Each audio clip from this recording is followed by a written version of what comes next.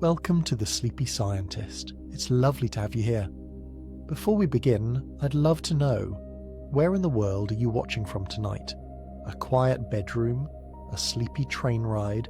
A cozy couch with a warm cup of tea? Wherever you are, I hope you're comfortable, safe, and ready to gently drift into thought.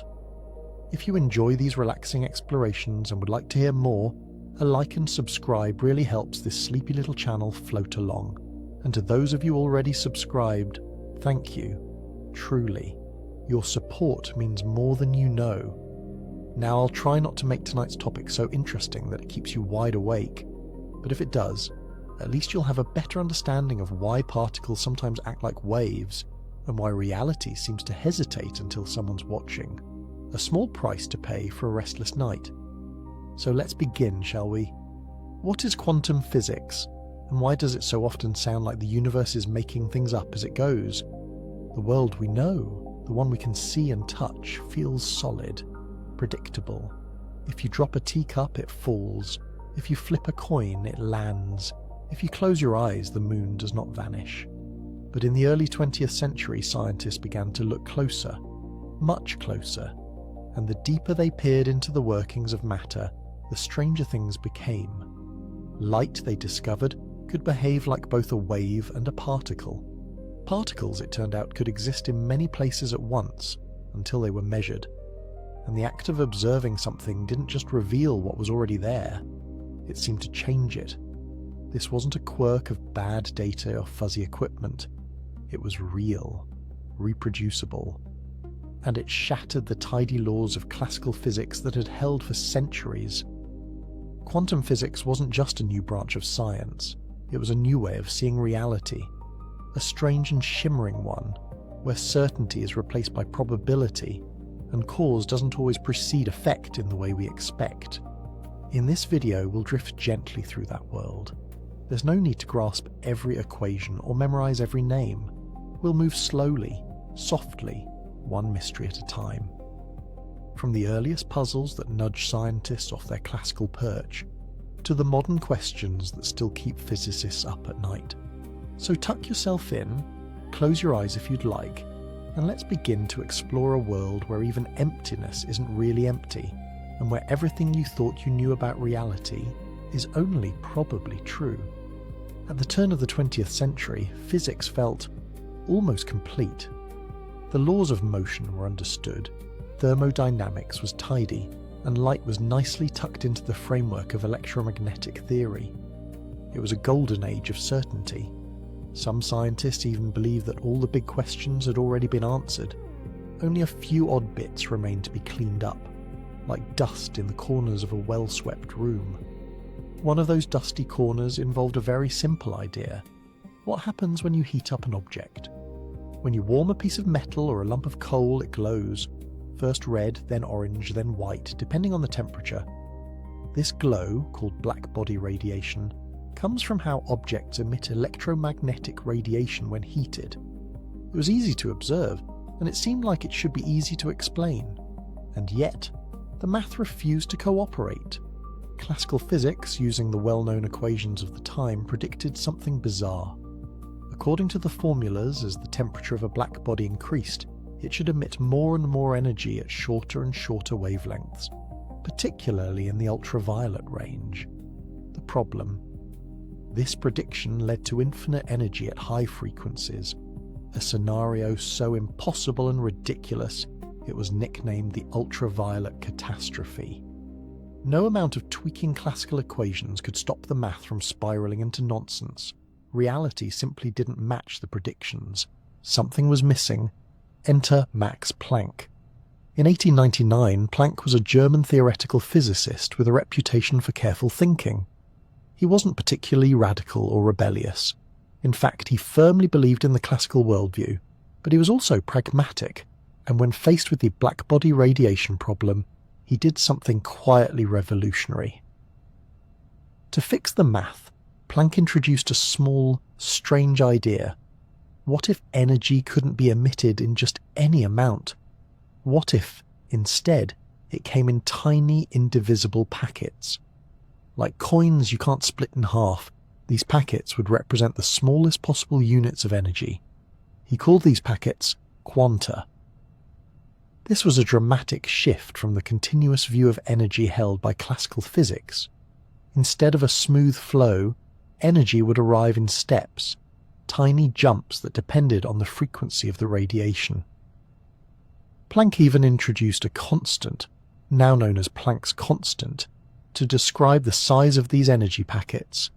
It was unimaginably small, but mathematically elegant. When he plugged this idea into his equations, something amazing happened. The infinite energy problem vanished. The equations worked. They matched the real world. Planck had solved the ultraviolet catastrophe. And yet he didn't quite believe it. In fact, Planck himself described his solution as a mathematical trick, a clever way to make the numbers behave, but not a description of how the universe actually worked. He assumed that future physicists would find a better explanation that wouldn't require such odd assumptions. Quantization, to him, was a temporary patch, not a fundamental truth.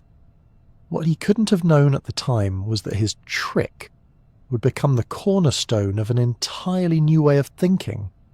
His idea that energy comes in discrete packets laid the groundwork for quantum theory, a theory that would soon unravel much of what classical physics had taken for granted. It's easy to look back and see this as the moment everything changed, but at the time it felt more like a strange side note than a revolution. Planck hadn't set out to challenge the foundations of physics, he just wanted the math to work, and yet, by introducing quantization, he had lit the first match in what would become a slow-burning fire, one that would eventually reshape our understanding of light, matter, and the nature of reality itself. This humble beginning, tucked into a quiet paper published in 1900, didn't shout its importance. There were no dramatic declarations, no sweeping pronouncements, just a small constant, a new way of thinking about energy, and a curious little fix for a problem that refused to go away. From that point on, physics would never quite feel finished again. By the early 1900s, light was thought to be pretty well understood. Thanks to James Clerk Maxwell's equations, scientists had shown that light behaved like a wave, an elegant ripple in the electromagnetic field. It bent, bounced, diffracted, and interfered just like any proper wave should. And after Max Planck's quiet introduction of energy quanta, most physicists assumed things would settle down into a new, slightly adjusted normal. But then came a riddle involving metal, light, and a surprising refusal to cooperate. It was called the photoelectric effect, and it worked like this. If you shine light on a metal surface, electrons can be ejected from the metal. The idea made sense. Light delivers energy. Energy kicks out electrons. No big deal. According to wave theory, increasing the brightness of the light should increase the energy transferred to the electrons. A brighter wave should shake electrons loose more effectively. That was the expectation. But that's not what happened. In experiments, scientists found something strange. Shining brighter light didn't necessarily eject electrons with more energy. What mattered most was the frequency of the light. If the light was below a certain frequency, even a very bright light, it did nothing at all. No electrons were ejected, but above that frequency, even a dim beam could knock electrons free with ease. The threshold was sharp and it made no sense under classical wave theory. This little inconsistency became a full-blown mystery. Enter Albert Einstein. In 1905, a year often called his miracle year, Einstein published a paper that changed everything. To explain the photoelectric effect, he proposed something bold. What if light wasn't just a wave? What if, under certain circumstances, it behaved like a particle, a tiny bundle of energy travelling in a straight line? Einstein suggested that light was made of individual packets of energy, which he called quanta of light, later known as photons. Each photon carried a specific amount of energy, determined by its frequency. If a photon had enough energy, it could knock an electron loose from a metal surface. If it didn't, no amount of photons, no matter how many or how bright, could do the job. It was like trying to open a locked door with a handful of keys, none of which fit. No matter how many you had, you weren't getting in. Einstein's idea built directly on Planck's earlier work, but went further. He wasn't just using energy packets as a mathematical trick. He was suggesting that light itself was made of these packets, not as a convenient fiction, but as a literal description of how light behaves. It was a revolutionary claim, and not everyone liked it. Many physicists clung tightly to the wave model of light. After all, light clearly did exhibit wave-like behavior. It diffracted around corners. It created interference patterns. If light was really made of particles, how could it also behave like a wave? Einstein didn't deny the wave nature of light. Instead, he proposed something stranger. Light, he said, was both a wave and a particle. It could act like one or the other, depending on how you observed it. This duality wasn't just a weird trick of perception, it was fundamental to the nature of light itself. Imagine a beam of sunlight filtering through a window. It spreads and ripples like a wave bouncing off dust and glass. But zoom in, way in, and you'd find tiny quanta of energy, each with its own frequency, knocking into atoms, changing the world one collision at a time. This idea of wave-particle duality is one of the strangest in all of physics, not because it's complicated, but because it challenges the very categories we use to describe reality. In the classical world, things were either particles or waves, not both, not neither, and certainly not whatever they feel like being depending on the situation. But the quantum world doesn't ask permission to make sense. Einstein's photon explanation of the photoelectric effect not only matched the experimental results, it did so beautifully. The energy of each photon depended on its frequency, exactly as Planck had suggested, and it neatly explained why low-frequency light, no matter how intense, couldn't eject electrons. The individual photons simply didn't carry enough punch. The impact of this idea was massive. In 1921, Einstein received the Nobel Prize in Physics, not for relativity, as many assume, but for his explanation of the photoelectric effect. That's how significant this discovery was. Still, even Einstein found the quantum world uncomfortable. He famously resisted the more probabilistic interpretations that would follow in later years. God does not play dice with the universe, he once declared. But dice or not, the rules were changing, and at the heart of those changes was a strange truth. Light, the thing that illuminates our world, refused to fit into any tidy box. It came in quanta. It danced as a wave. It collided like a particle. It shimmered between states, revealing just enough to keep us wondering and just enough to keep us unsure. What began as a simple experiment with light and metal ended up shaking the foundations of physics. Because if light could behave this way, both continuous and discrete, both spread out and point-like, what else might be lurking in the quiet corners of the universe waiting to break the rules? Imagine this. You set up a table, place a flashlight at one end, and cut two tiny slits in a piece of cardboard. You shine the light through the slits, and look at the pattern it makes on a screen behind them. Not exactly thrilling, right? And yet in this humble arrangement, two holes and a bit of light, we find one of the most mind-bending experiments in all of science. The double-slit experiment has become something of a legend in physics, and not because it's complicated. In fact, it's almost embarrassingly simple. But what it reveals is anything but. Some physicists have even joked that this is the most dramatic science experiment of all time, starring a flashlight and two holes in cardboard. Let's start with what we'd expect. In the world of classical physics, waves and particles behave very differently.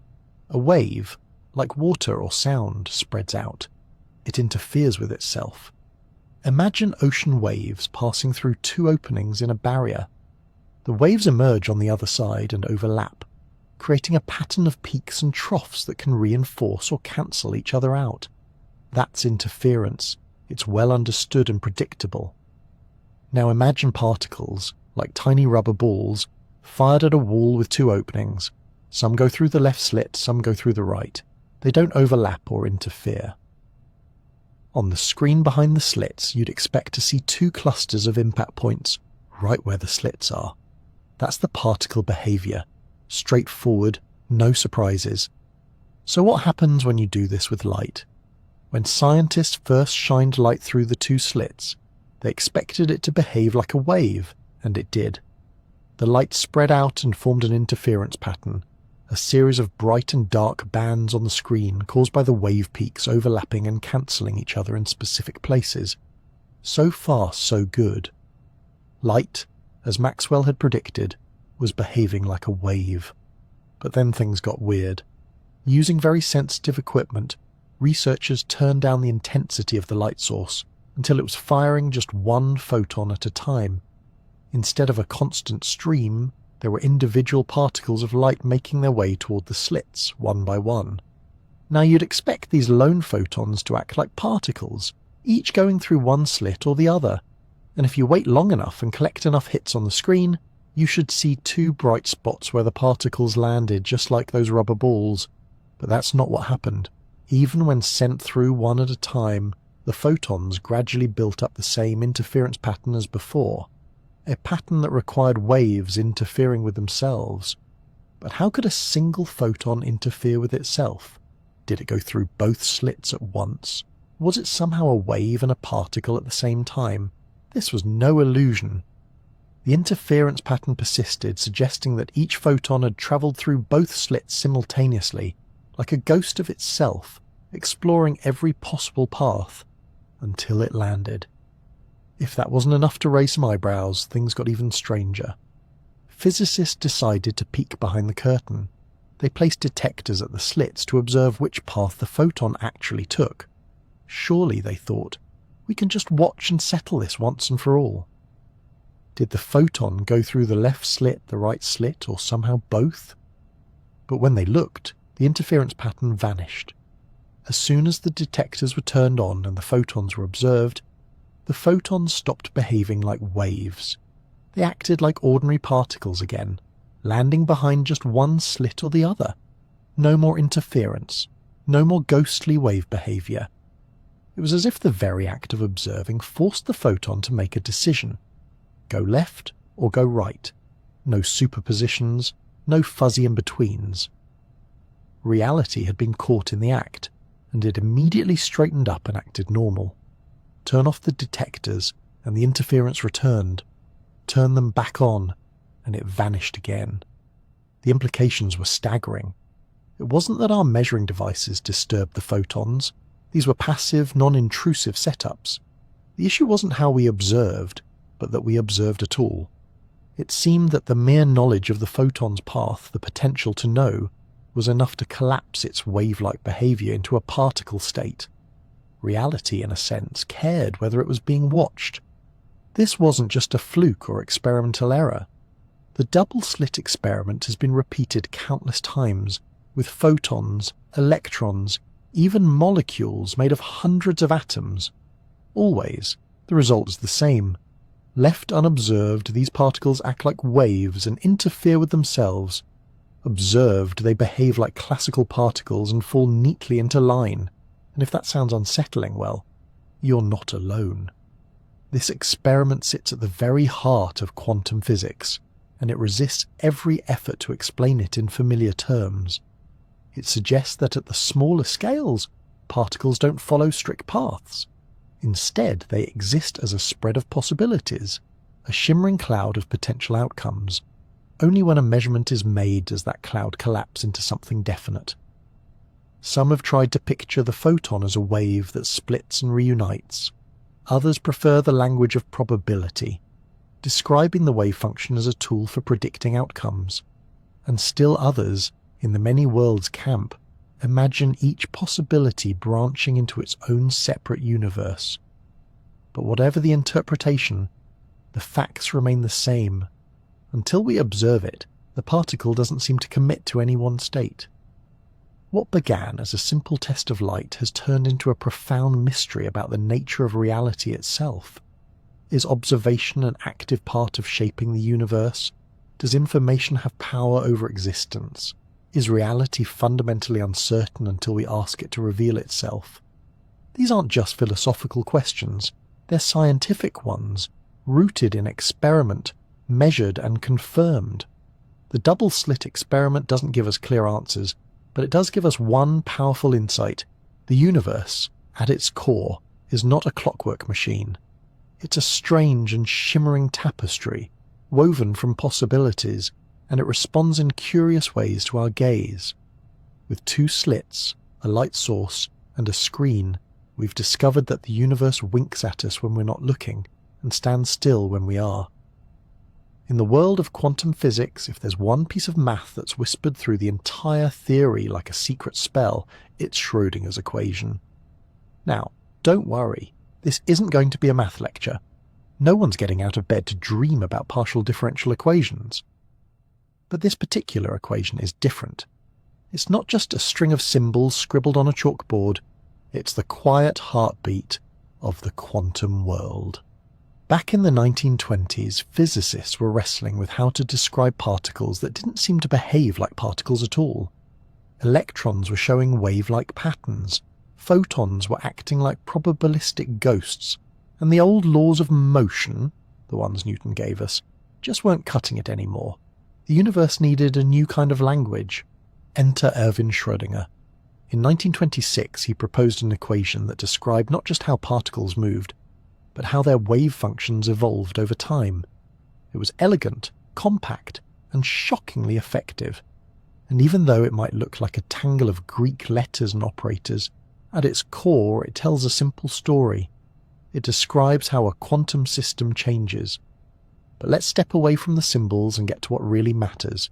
The key concept here is the wave function, often denoted by the Greek letter psi. If that sounds abstract, think of it like this.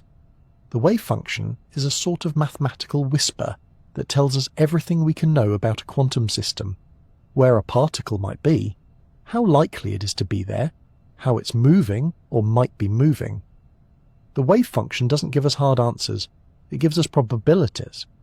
If you picture a particle as a little dot moving through space, classical physics will draw a neat arrow showing its exact position and velocity.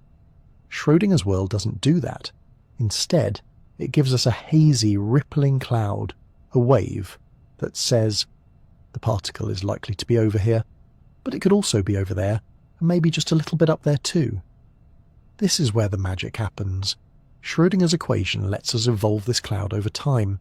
It shows how the wave function changes as the particle moves, though it's really more like how the possibilities of its position shift and flow. And when we measure the particle, when we ask, "Where are you?" that wave function collapses. Suddenly the cloud disappears and we get a single definite answer. Here it is, right there, but only after we've looked. This wave-based view of reality is profoundly different from the mechanical picture of the universe that came before.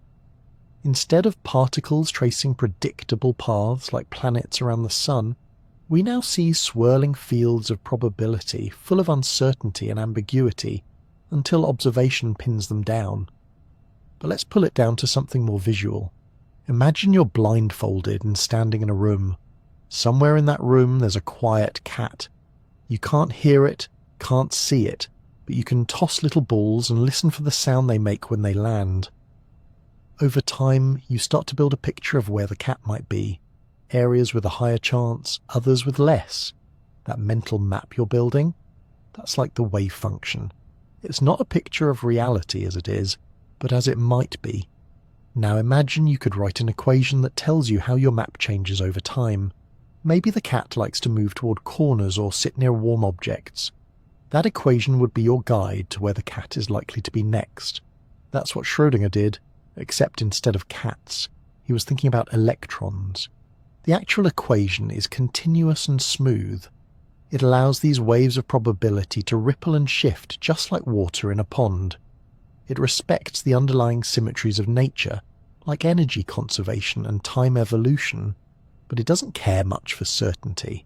It tells us what could happen, not what will happen. And what's fascinating is how beautifully it works. Physicists have used Schrödinger's equation to describe everything from the structure of atoms to the way molecules bond, from semiconductor behavior to superconductors. It even predicts exotic phenomena like quantum tunneling. where particles slip through barriers they shouldn't be able to cross. The equation itself is timeless, gently ticking forward with every moment, offering a map of the unknowable. One of its most famous successes was in explaining the hydrogen atom, the simplest atom in the universe. Before quantum mechanics, no one could fully explain why electrons around a nucleus seem to settle into specific orbits, rather than spiraling inward or wandering off. Schrödinger's equation revealed that electrons aren't whizzing around like miniature planets. Instead, they form standing waves, stable patterns of probability, around the nucleus. These are the orbitals you may have seen drawn as soft clouds or shapes in textbooks. And these clouds are not just visual metaphors, they represent the real measurable likelihood of where an electron might be found if you decided to look. These aren't orbits, they're presence zones, and they exist only because the electron isn't a simple particle. It's a ripple in a sea of probabilities. It's strange, certainly, but it's also beautifully consistent. Unlike some theories that need patches or caveats, Schrödinger's equation has aged like fine wine. It works. It has predicted time and again the behaviour of the very small with astonishing accuracy. And yet it remains hauntingly abstract. You can't hold a wave function. You can't see it. But it's there, describing the ghostly potential of everything from an atom in your tea to the electronics in your phone. And then there's the philosophical side. What is a wave function, really? Is it a description of our knowledge? Or is it an actual part of reality? Something that truly exists until it collapses into one outcome? Different interpretations of quantum mechanics argue fiercely about this. But the equation itself doesn't take sides. It simply does what it does, quietly, reliably, and strangely. Even Schrödinger himself had mixed feelings. While he was proud of the equation, he disliked the idea that particles didn't have definite properties until they were observed. His famous thought experiment involving a cat, alive and dead at the same time, was meant as a critique of the very uncertainty his work had unleashed. He gave us the mathematics of quantum waves, then questioned what those waves really meant. Still, it's hard not to admire what he built. In a world that often demands yes or no here or there, Schrödinger offered something gentler, a shimmer of maybe, a softly pulsing guide to what could be. His equation doesn't shout or command, it suggests, it flows. And in doing so, it reveals a version of the universe that's quieter, subtler, and far more mysterious than we ever imagined. At the tiniest scales, motion isn't always motion, position isn't always position, and certainty is more of a luxury than a rule. But thanks to one elegant equation, we can still find our way, gently, mathematically, through the haze.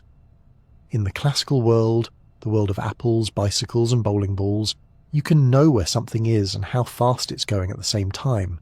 It's not even a question. A radar gun clocks the speed of a car while GPS tells you exactly where it is. No mystery, no contradiction. But the quantum world doesn't play by those rules. In the 1920s, Werner Heisenberg introduced a principle so strange and so central to quantum mechanics that it still gives students and scientists alike a moment of pause. It's called the uncertainty principle, and it tells us that at the most fundamental level of reality, there are limits to what we can know. Specifically, it says this: the more precisely we know a particle's position, the less precisely we can know its momentum, and vice versa. Now, momentum is just mass times velocity. It's a measure of how much motion something has, and if you think about it in everyday terms, this principle sounds almost silly. How could knowing where something is make you unsure about how fast it's going? If you see a train pulling into the station, you know both its position and its speed. Easy. But at the quantum scale, reality doesn't allow that kind of clarity. This isn't about our measuring tools being clumsy or crude. It's not a matter of needing better technology. The uncertainty isn't in our instruments. It's woven into the fabric of the universe itself. Let's say you're trying to observe an electron. You want to know where it is and how fast it's moving. To do that, You might shine some light on it, but light is made of photons, and photons carry energy. When one of those photons hits the electron, it changes the electron's motion. It's a bit like trying to find a soap bubble in the dark by throwing tennis balls at it. You'll definitely find it, but you'll also destroy it in the process. Still, Heisenberg's point wasn't just about disturbing particles. His principle is built into the mathematics of quantum mechanics. Even if you could observe without interfering, watching through some ghostly, non-intrusive means, the uncertainty would still be there. It's not a bug, it's a feature. At the heart of the uncertainty principle is the wave nature of particles. Imagine trying to locate a wave in the ocean. You can say where the crest is, but the wave stretches out in space. Similarly, a particle like an electron is described by a wave function, a spread-out cloud of possibilities. If the wave is wide and smooth, you can't tell where the particle is exactly, but you can estimate its momentum fairly well. If you narrow the wave to pinpoint the particle's position, the momentum becomes more uncertain. The wave gets choppy. It's a cosmic trade-off, and there's no way around it. The product of the uncertainty in position and the uncertainty in momentum is always greater than or equal to a tiny number, Planck's constant, divided by 4 pi. That number is very small, so in our everyday world the effect is negligible. You can measure the position and speed of a baseball to incredible precision without ever bumping into quantum limits. But at the scale of electrons, atoms and subatomic particles, the uncertainty becomes impossible to ignore. It shapes the very behavior of the world beneath our senses. If you try to trap a particle in a very small space, to nail down its position, it starts to behave wildly. Its momentum becomes highly uncertain, and it can begin zipping around unpredictably. Try to pin it down further, and it resists even more. It's as though nature doesn't like being told exactly where things are. This is not an error in the machinery, it's a blur that can't be wiped away. One way to think about it is like trying to hold mist in your hands. The tighter you squeeze, the less you have. Open your hands a little, and more of it lingers. That's the delicate balance between knowing too much and being forced to let go of something else. In many ways, the uncertainty principle is a philosophical warning label on the quantum world. It tells us that knowledge has boundaries, not because of human limitations, but because of how reality itself is built. We're not dealing with tiny billiard balls rolling through space. We're dealing with possibilities, probabilities, and waves that refuse to be nailed down too tightly. This principle also explains why atoms don't collapse. You might wonder why electrons don't simply fall into the nucleus of an atom, since opposite charges attract. But thanks to the uncertainty principle, electrons can't sit still. If an electron were to fall into the nucleus and stay there, its position would be perfectly known, which means its momentum would become infinitely uncertain. That would require infinite energy. Nature says no. So electrons hover, not because they want to, but because quantum rules won't allow anything else. The uncertainty principle creates a kind of built-in resistance, a gentle pushback against absolute confinement. This strange limit also has consequences for measurements of energy and time, or angular momentum and orientation. In each pair, increasing precision in one means surrendering certainty in the other. It's a universal truth at the quantum level, and yet there's something comforting about it too. Uncertainty in this sense is not chaos. It's not randomness run wild. It's a structured ambiguity, a kind of graceful fuzziness. It gives the universe its texture. It allows particles to tunnel through barriers, atoms to be stable, and chemistry to happen. Without it, reality might be too rigid to support life at all. So much of science has been about finding certainty, predicting, measuring, knowing. Heisenberg's insight flipped that desire on its head. He showed that some aspects of nature will always remain just out of reach, and that's not a failure, it's just how things are. In a strange way, the uncertainty principle invites us to make peace with not knowing, to sit quietly with the blur and appreciate the softness of what lies beneath the surface. It's a reminder that the deepest truths are not always sharp-edged but cloudy, rippling and unresolved. And perhaps that's exactly why they're so beautiful. In our everyday experience, things tend to be in one state or another. A coin lands heads or tails, a light switch is on or off. Your tea is hot or cold, though sometimes questionably lukewarm. But in the quantum world, this tidy division of states breaks down completely. Objects at the smallest scales don't always pick a side. They can hover in a strange in-between, a blend of all possible outcomes. This is the realm of quantum superposition. To picture this, imagine flipping a coin. In the classical world, once the coin leaves your hand, it travels through the air with a clear trajectory. You may not know whether it's heads or tails until it lands, but it is one or the other the whole time. It's just hidden from you. Quantum systems don't work that way. In the quantum world, if you flip a quantum coin, it doesn't secretly land on one side while you're not looking. Instead, it enters a state of superposition, a weighted combination of both heads and tails at once. It isn't undecided, it isn't switching quickly between the two. It is genuinely, physically in a state that is both, until you observe it. And when you do, when you check to see what state the system is in, the superposition collapses. The quantum coin chooses a face, and your measurement becomes real. But before you looked, it wasn't just unknown. It was both. That's a hard pill to swallow, and it's not just counterintuitive, it's deeply weird. Superposition was first introduced as a way to describe the behavior of quantum particles like electrons and photons. These particles, rather than following predictable paths, exist as wave functions, mathematical expressions that describe probabilities.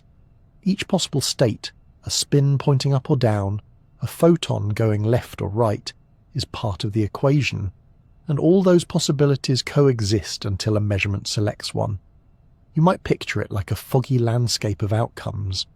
The particle isn't walking a path, it's more like it's spread out, smearing itself across every possible route it could take. When you interact with it, that fog suddenly snaps into a single location, a specific outcome, like lightning illuminating one hilltop in the mist. This concept led to one of the most famous thought experiments in all of physics, Schrödinger's cat. Suppose you place a cat in a sealed box with a radioactive atom, a detector, and a vial of poison. If the atom decays, the detector breaks the vial and the cat dies. If it doesn't, the cat lives. Quantum mechanics tells us that until the atom is observed, it exists in a superposition of decayed and not decayed states. And so, by extension, the cat is both alive and dead until someone opens the box. This wasn't meant to be taken literally. Erwin Schrödinger was highlighting the absurdity of applying quantum rules to large objects. But the idea struck a chord. It painted superposition not just as an abstract idea, but as something with deeply strange implications for what reality is. And yet, despite all the weirdness, superposition is not a flaw in the theory. It's not some bizarre loophole that physicists tolerate. It's one of the most powerful features of quantum mechanics. In fact, much of modern quantum technology depends on it. Take quantum computing, for example. In a classical computer, the smallest unit of information is the bit, which can be either 0 or 1. Everything your phone or laptop does, every photo, every song, every message, is encoded using combinations of these two states. Quantum computers use qubits instead, and a qubit, unlike a regular bit, can exist in a superposition of both 0 and 1 at the same time. It's not switching between them, it's genuinely in a mixture of both. This means that a single qubit holds more information than a classical bit, and when multiple qubits are entangled, they can represent a vast number of states simultaneously. This allows quantum computers to perform certain calculations far more efficiently than classical ones. It's not magic, it's just math that plays by quantum rules. Problems involving complex systems like simulating molecules or optimizing large networks suddenly become tractable, and it all hinges on the ability of qubits to be in superposition. Superposition also appears in quantum cryptography, where it helps ensure that information can't be intercepted without being noticed. In quantum sensing, it allows scientists to detect extremely small changes in magnetic or gravitational fields.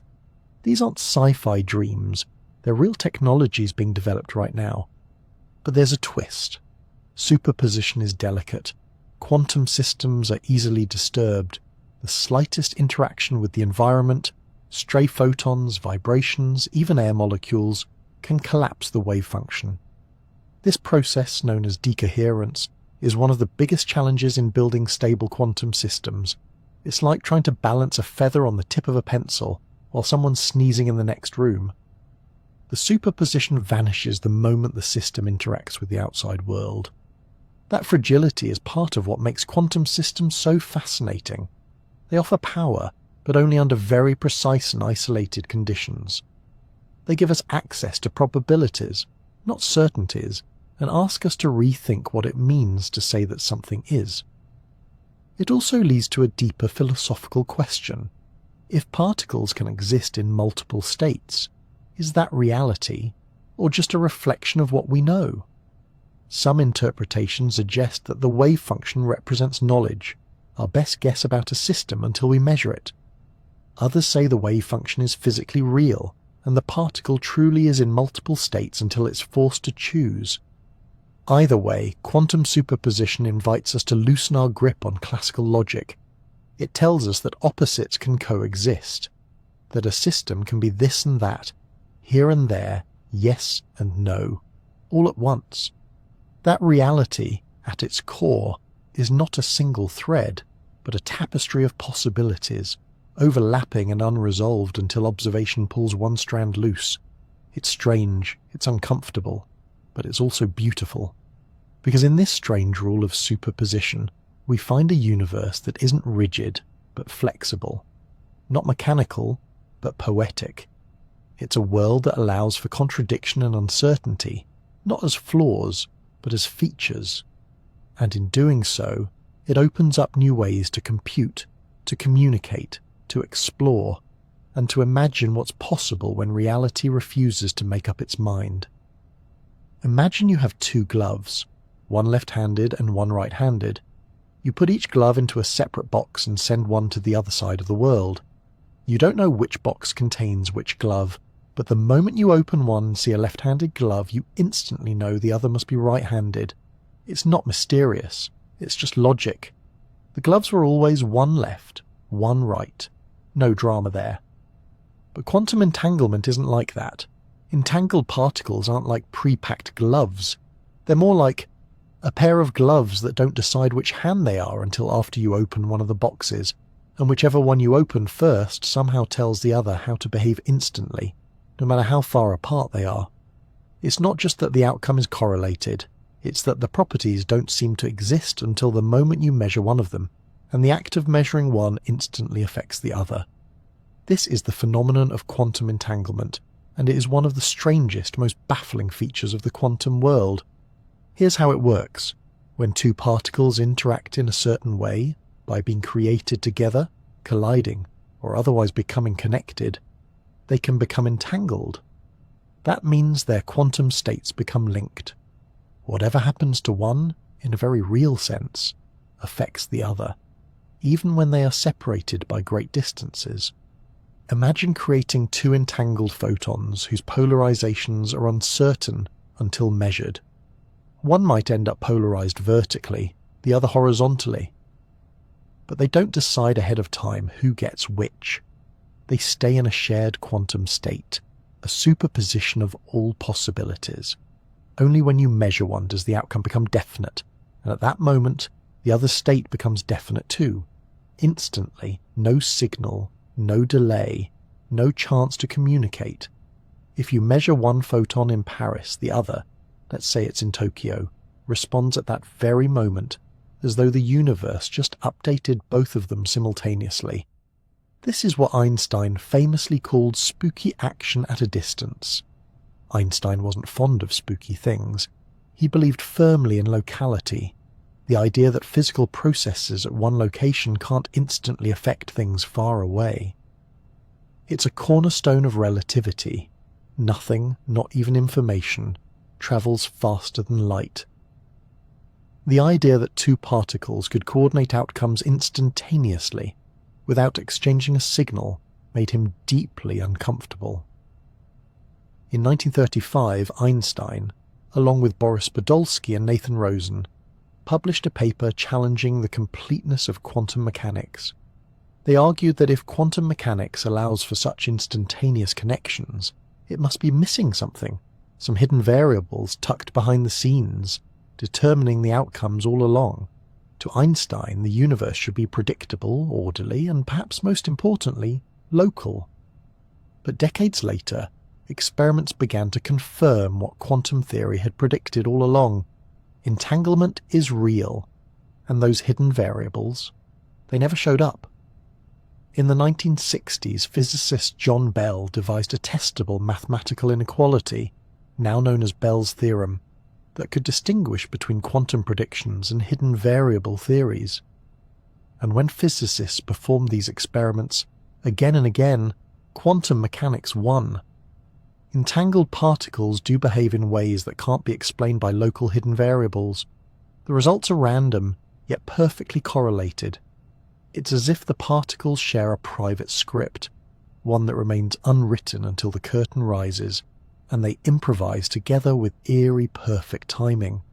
Still, this doesn't mean you can use entanglement to send messages faster than light. That would break causality, and thankfully, nature prevents it.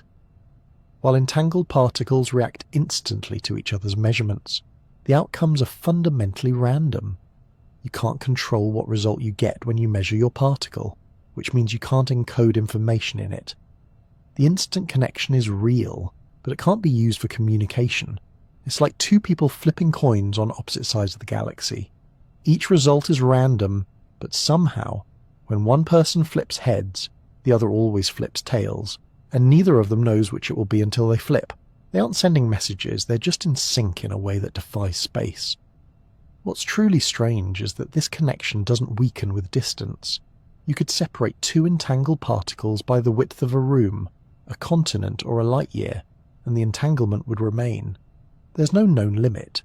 In fact, physicists have entangled particles over distances of hundreds of kilometers using satellites, and the results continue to uphold quantum theory.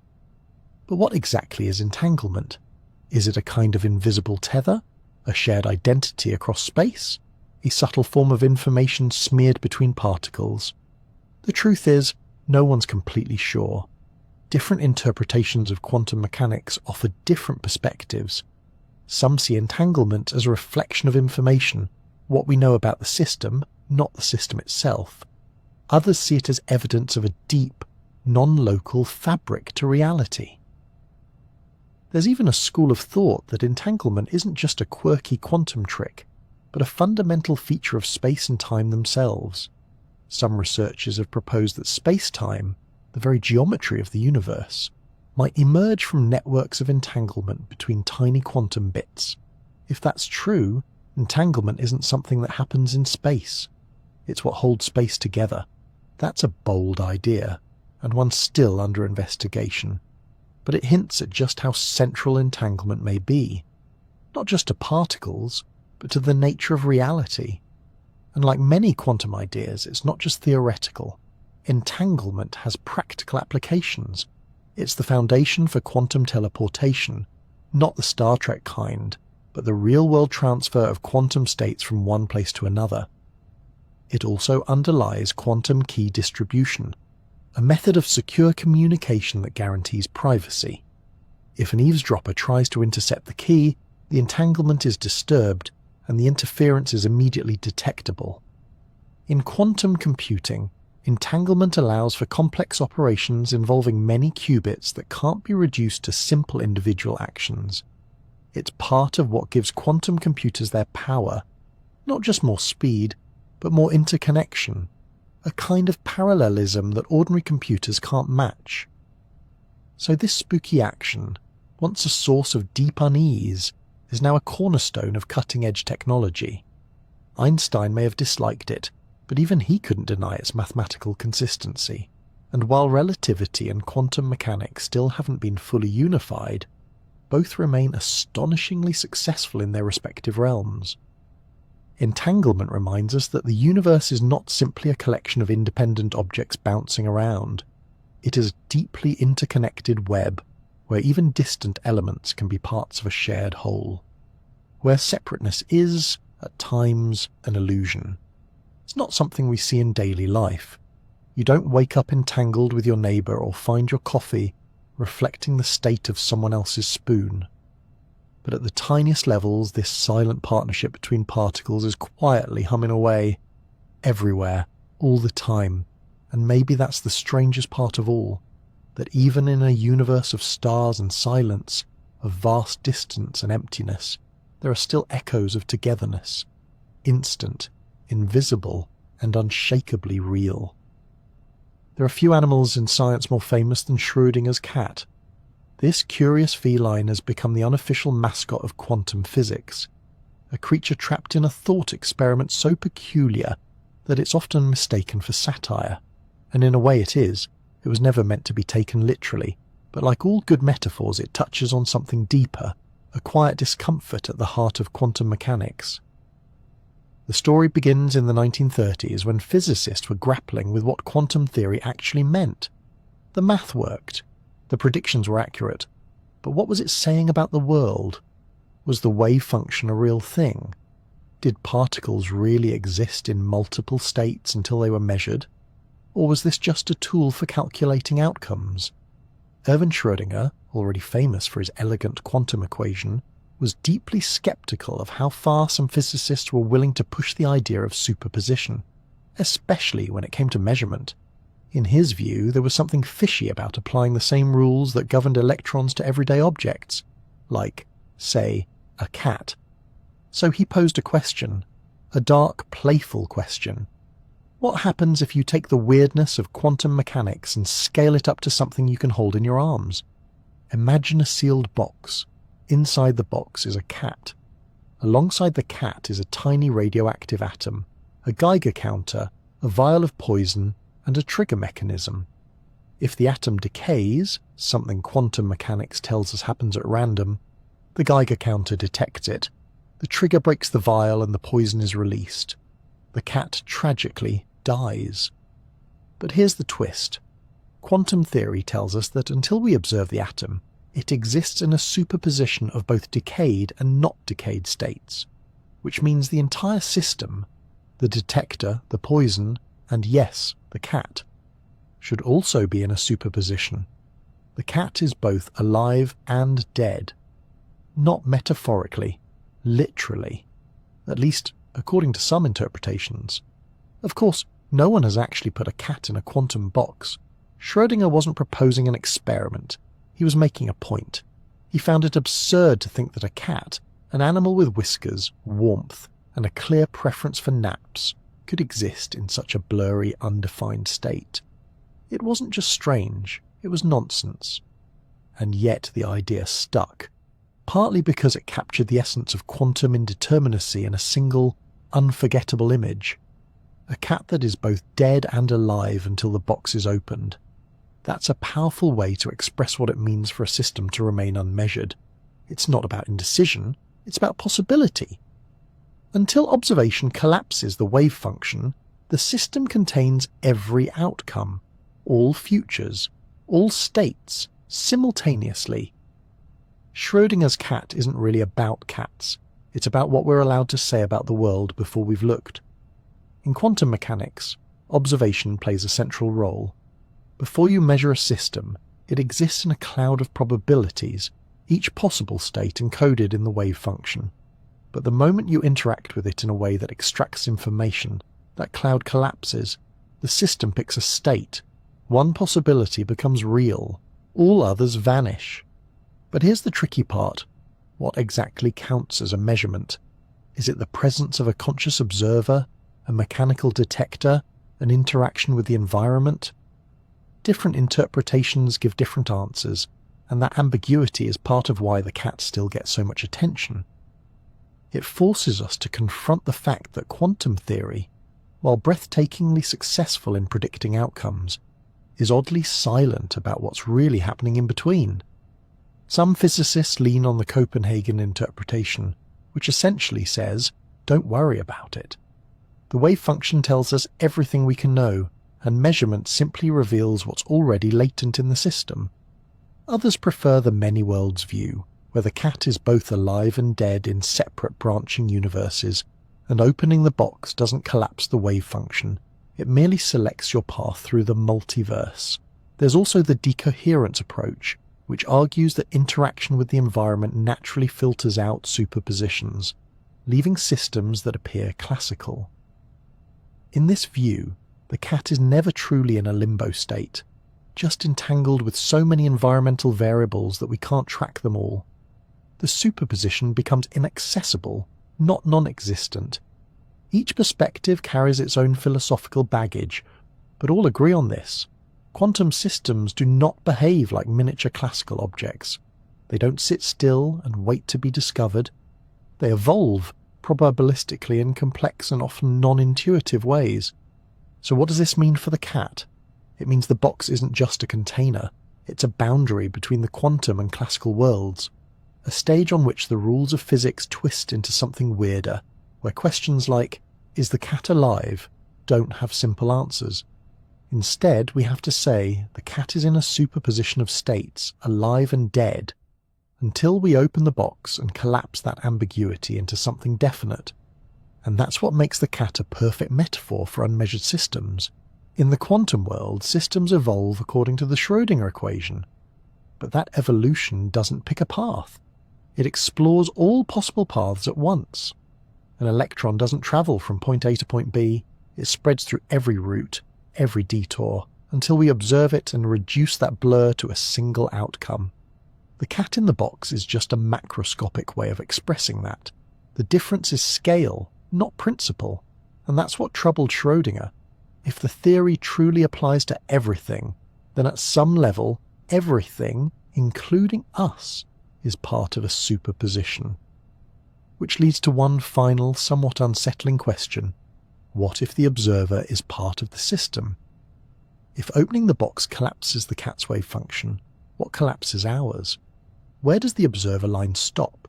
Are we just another link in a long quantum chain, collapsing probabilities as we go? Or are we simply riding the wave, surfing on probabilities, never quite sure where the next collapse will take us? In the end, Schrödinger's cat isn't just about life and death. It's about knowledge and the strange dance between reality and observation. It's about what it means to say something is, when the very act of saying so might change the outcome. It's a reminder that in the quantum world, certainty is rare, clarity is conditional, and sometimes the universe waits for us to peek inside the box. In the everyday world, walls are pretty straightforward. If you throw a tennis ball at a wall and it doesn't have enough energy to get through, it bounces off. Simple, predictable. The universe says, nice try, and your ball obeys the rules of classical physics like a well-behaved object. But in the quantum world, predictability takes a holiday. In this strange realm, a particle can hit a wall, not have enough energy to pass through, and yet still show up on the other side. No smashing, no breaking, no squeezing through cracks. It simply appears as if it decided the obstacle wasn't quite as solid as it looked. This phenomenon is called quantum tunneling, and it's one of those effects that makes you blink, rub your eyes, and wonder if the laws of physics are having a laugh. But tunneling is very real, it's measurable, predictable, and fundamental to how the universe works, and surprisingly, it all comes down to probability. To understand tunneling, we need to revisit the concept of wave functions. In quantum mechanics, particles like electrons aren't just little dots zooming around. They're described by wave functions that represent a spread of possible positions. These waves can extend across space, fading gradually instead of stopping abruptly. This means that even if there's a region the particle technically shouldn't be able to reach, the wave function might still stretch into that forbidden zone, albeit faintly. Now, imagine a particle approaching a barrier, a region with more energy than the particle itself has. In classical physics, this would be a hard stop, game over. But the quantum wave function doesn't vanish at the barrier. It tapers off like a whisper fading through a wall. and if the wall isn't too wide or too tall, that whisper can make it to the other side. The particle might not have enough energy to climb over the barrier, but its wave function can tunnel through, and if part of the wave function makes it to the other side, there's a small but non-zero probability that the particle itself will show up there too. It's not magic, it's math. This idea sounds abstract, but it has very concrete consequences, especially when you shrink your thinking down to the atomic scale. Take radioactive decay, for example. Some atomic nuclei are unstable, and one of the ways they become stable is by ejecting particles, like alpha particles made of 2 protons and 2 neutrons. These particles are trapped inside the nucleus by a powerful nuclear barrier. According to classical physics, they don't have enough energy to escape, but they do escape, constantly. And quantum tunneling is the reason why. Inside the nucleus, the alpha particle's wave function stretches toward the edge of the nuclear potential barrier. Even though it's unlikely, there's always a chance the particle will tunnel through. Over time, that small probability adds up, and eventually the particle pops out. That's radioactive decay in action. Without tunneling, many elements would never decay, and nuclear physics as we know it would grind to a halt. Tunneling is also critical for the most important energy source in the universe, nuclear fusion. In the cores of stars, hydrogen nuclei are crushed together under immense pressure and heat. But even with those extreme conditions, they don't really have enough energy to overcome the electrostatic repulsion between their positively charged protons. According to classical calculations, fusion shouldn't happen nearly as often as it does. Yet stars shine, and tunneling explains why. At those high temperatures, hydrogen nuclei get close enough for their wave functions to overlap. There's a tiny chance that one will tunnel through the repulsive barrier and fuse with another. Multiply that tiny chance by the unthinkable number of particles in a star, and you get a brilliant sustained fusion process. The furnace that powers everything from sunshine to supernovas. And it's not just distant stars that benefit from tunneling. We use it right here on Earth, in labs, in factories, even in experimental computers. One elegant example is the Scanning Tunneling Microscope, or STM. This device allows scientists to visualize surfaces at the level of individual atoms. It works by bringing an ultra-sharp tip extremely close to the surface of a material, just a few nanometers away. At that distance, electrons can tunnel between the tip and the surface. By measuring this tunneling current, the microscope builds up an incredibly detailed map of the atomic landscape. What's remarkable is that the STM doesn't touch the atoms it's imaging. It's relying entirely on tunneling, on the ability of electrons to slip quietly through empty space, across a gap, and into a detector. This non-contact technique gives scientists a way to peer into the quantum terrain with stunning precision. Tunneling is also at the heart of certain types of electronic components, like tunnel diodes and quantum dots, and it's a looming factor in the future of computing. As we shrink transistors to ever smaller sizes, we're running into quantum limits.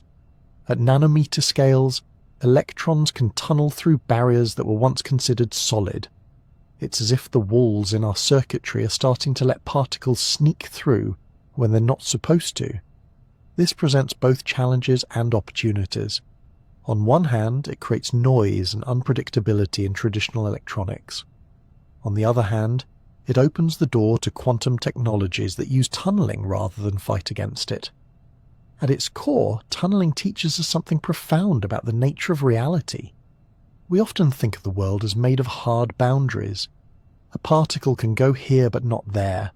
A wall is a wall. But the quantum world is more nuanced. Barriers are not impenetrable. They are probabilistic. They are suggestions, not absolutes.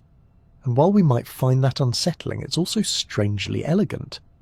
Because of tunneling, particles are not confined to the straight paths we imagine. They can cheat, slip, blur through the cracks of logic. They remind us that the universe is not a machine made of perfect gears, but a shimmering tapestry of likelihoods and possibilities. The tennis ball still bounces off the wall, but the electron, the alpha particle, the photon. They might just glance at that same wall and say, "I think I'll take the shortcut." And somehow nature lets them. In everyday life, we think of nothing as, well, nothing. The absence of stuff. An empty room, a blank sheet of paper, the space under your bed where socks mysteriously disappear. And when we extend that idea to physics, we often picture the vacuum of space as a perfect void. A cold, silent expanse with absolutely nothing in it. But in quantum physics, nothing is never really empty. What we call the quantum vacuum is a restless, jittering stage. It's not filled with atoms or light or sound, but it's far from blank. Even when all particles have been removed and no fields are actively doing anything, the vacuum still seethes with energy. At the smallest scales, space is alive with invisible activity. Waves rising and falling, particles flickering in and out of existence. It's like the hum beneath silence, the glow behind darkness. And it all starts with uncertainty. Heisenberg's uncertainty principle doesn't just apply to particles' position and momentum, it also applies to energy and time. That means that even in a region of space where energy should be zero, the energy can briefly fluctuate. These fluctuations give rise to virtual particles which appear spontaneously, hang around for a fleeting moment, and then vanish as if they never existed. They're called virtual, not because they're imaginary, but because they can't be directly observed, only inferred through their effects. These quantum blips might seem like a mathematical curiosity, but they have very real consequences. One of the most striking examples is something called the Casimir effect. It's one of those rare phenomena that lets us see the quantum vacuum doing something tangible, something measurable. Here's how it works. Imagine placing two very thin, perfectly conducting metal plates extremely close together in a vacuum, just a few nanometers apart. According to classical physics, nothing should happen. There's no air between the plates, no forces acting on them, just an empty gap. But quantum mechanics says otherwise. Because the space between the plates is so small, only certain wavelengths of virtual particles can exist there. Ones that fit neatly between the boundaries. Outside the plates, however, there's no such restriction. The result, there's slightly more pressure from virtual particles outside the plates than between them, and this imbalance creates a force that pushes the plates together. That's the Casimir effect. It's a tiny force, but it's been measured. In precise laboratory experiments, scientists have observed these plates attracting each other exactly as quantum theory predicts. It's as if the vacuum itself is gently squeezing them, proving that even nothing has a kind of substance. This vacuum energy isn't just limited to quirky lab setups. It plays a role across the entire universe. In cosmology, there's the idea of vacuum energy density, the notion that the energy of empty space might be responsible for the accelerating expansion of the universe. We call this mysterious force dark energy, and while we don't fully understand it, the concept of a quantum vacuum buzzing with energy might be a big part of the puzzle. But there's a catch. The predicted energy of the quantum vacuum, according to quantum field theory, is enormous.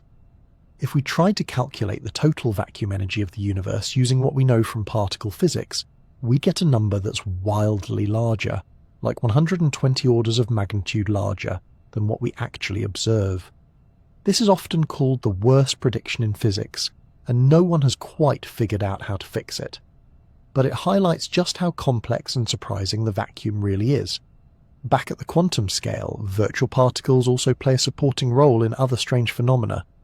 In quantum electrodynamics, for instance, the interaction between charged particles is partly mediated by the constant exchange of virtual photons.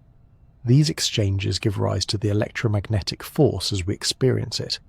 Even the mass of particles like protons is affected by the swarm of virtual quarks and gluons flickering around inside them. What we think of as stable, solid matter is really the result of constant interactions with this invisible, fluctuating vacuum. And while these particles appear and disappear faster than we can measure, their influence is everywhere. They slightly alter the energy levels of electrons in atoms. They contribute to the magnetic moment of particles. They're woven into the fabric of every interaction in nature. This might sound like science fiction, but it's been tested. When we correct our calculations to include vacuum fluctuations, like in the famous Lamb shift observed in hydrogen atoms, we find that the predictions match reality with breathtaking accuracy. The math is weird, the concepts are wild, but the results are solid. In a way, the quantum vacuum is the most fundamental field of all. Every other field, electromagnetic, gravitational, nuclear, exists within it. They ripple and hum against its background like instruments playing on top of a bass line that never stops. Some physicists even suspect that the vacuum holds clues to deeper truths. Could it be the source of all structure in the universe? Might it contain information about quantum gravity, or even about space-time itself? These are open questions, but one thing is clear. The vacuum is not a passive backdrop, it's active, it's structured, it's full of potential. Even in the coldest regions of space, where matter is scarce and starlight is a memory, the quantum vacuum is still there, vibrating, jittering, whispering the rules of existence to anything willing to listen. It's humbling to think that nothing is never truly nothing, that even in apparent stillness the universe teems with hidden activity. In the pauses between moments, in the gaps between particles, in the silence between stars, something is always happening. We live not on a quiet stage, but on one that murmurs beneath our feet. And while we may not hear it with our ears, physics has found the instruments to listen. The vacuum hums, the particles flicker, and reality dances to a rhythm we've only just begun to understand. In the quantum world, reality doesn't always behave like a story with a clear beginning, middle, and end. Particles don't just travel in straight lines. They drift in clouds of probability. They superpose, entangle, and sometimes tunnel their way through things that should be solid. But perhaps the most mysterious twist in this quantum tale comes when we ask a very human question. What happens when we look? This simple act, of observing, of measuring, seems to trigger something dramatic, a shift, a change in the very nature of the quantum system. This is known as wave function collapse. Before measurement, a particle like an electron or a photon is described by its wave function, a mathematical object that holds all the possible outcomes of where it could be or how it might behave. That electron isn't in one place, it's in a blend of many possible places. Its spin isn't up or down, it's both. Its path isn't chosen, it's all of them at once. The wave function is a shimmering probabilistic fog. But then you measure it. You fire up your detector, you ask, where is it? And in that instant, the wave function collapses. The fog condenses. All those swirling possibilities snap into a single reality. The electron is suddenly there, in one precise spot. Its spin is up or down, not both. And this collapse doesn't seem to happen gradually. It's not a slow fading of possibilities. It's abrupt, binary. One moment the system is in superposition, the next it's locked into a definite state. As if the universe, after much hesitation, makes a final decision the moment we check. That's weird enough on its own. But it gets weirder.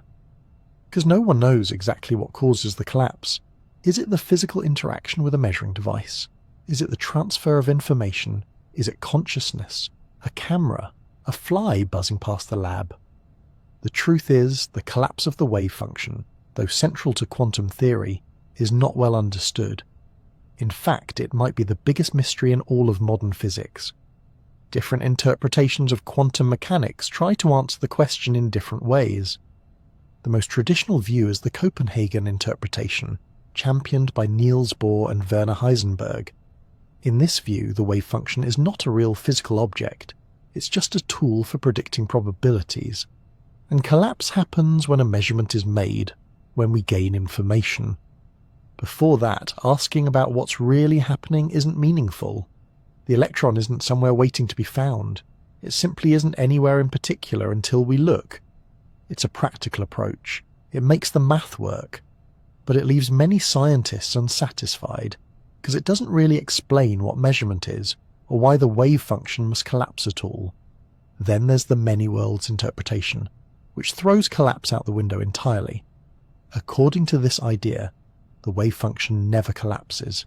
Instead, every possible outcome happens, just not in your universe.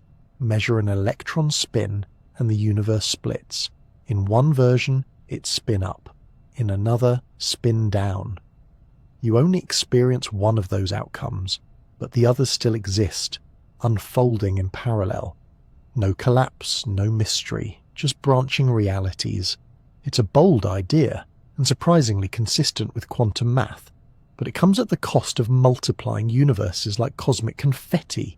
Every measurement, every interaction, every choice, a never-ending spray of realities. It's elegant in one sense, absurd in another. Other interpretations aim to make collapse feel more real. In the objective collapse theories, the wave function is a physical thing that collapses spontaneously, randomly, without measurement. It's just that measurement increases the chance of collapse. These theories introduce new rules or even new physics to explain when and how collapse happens.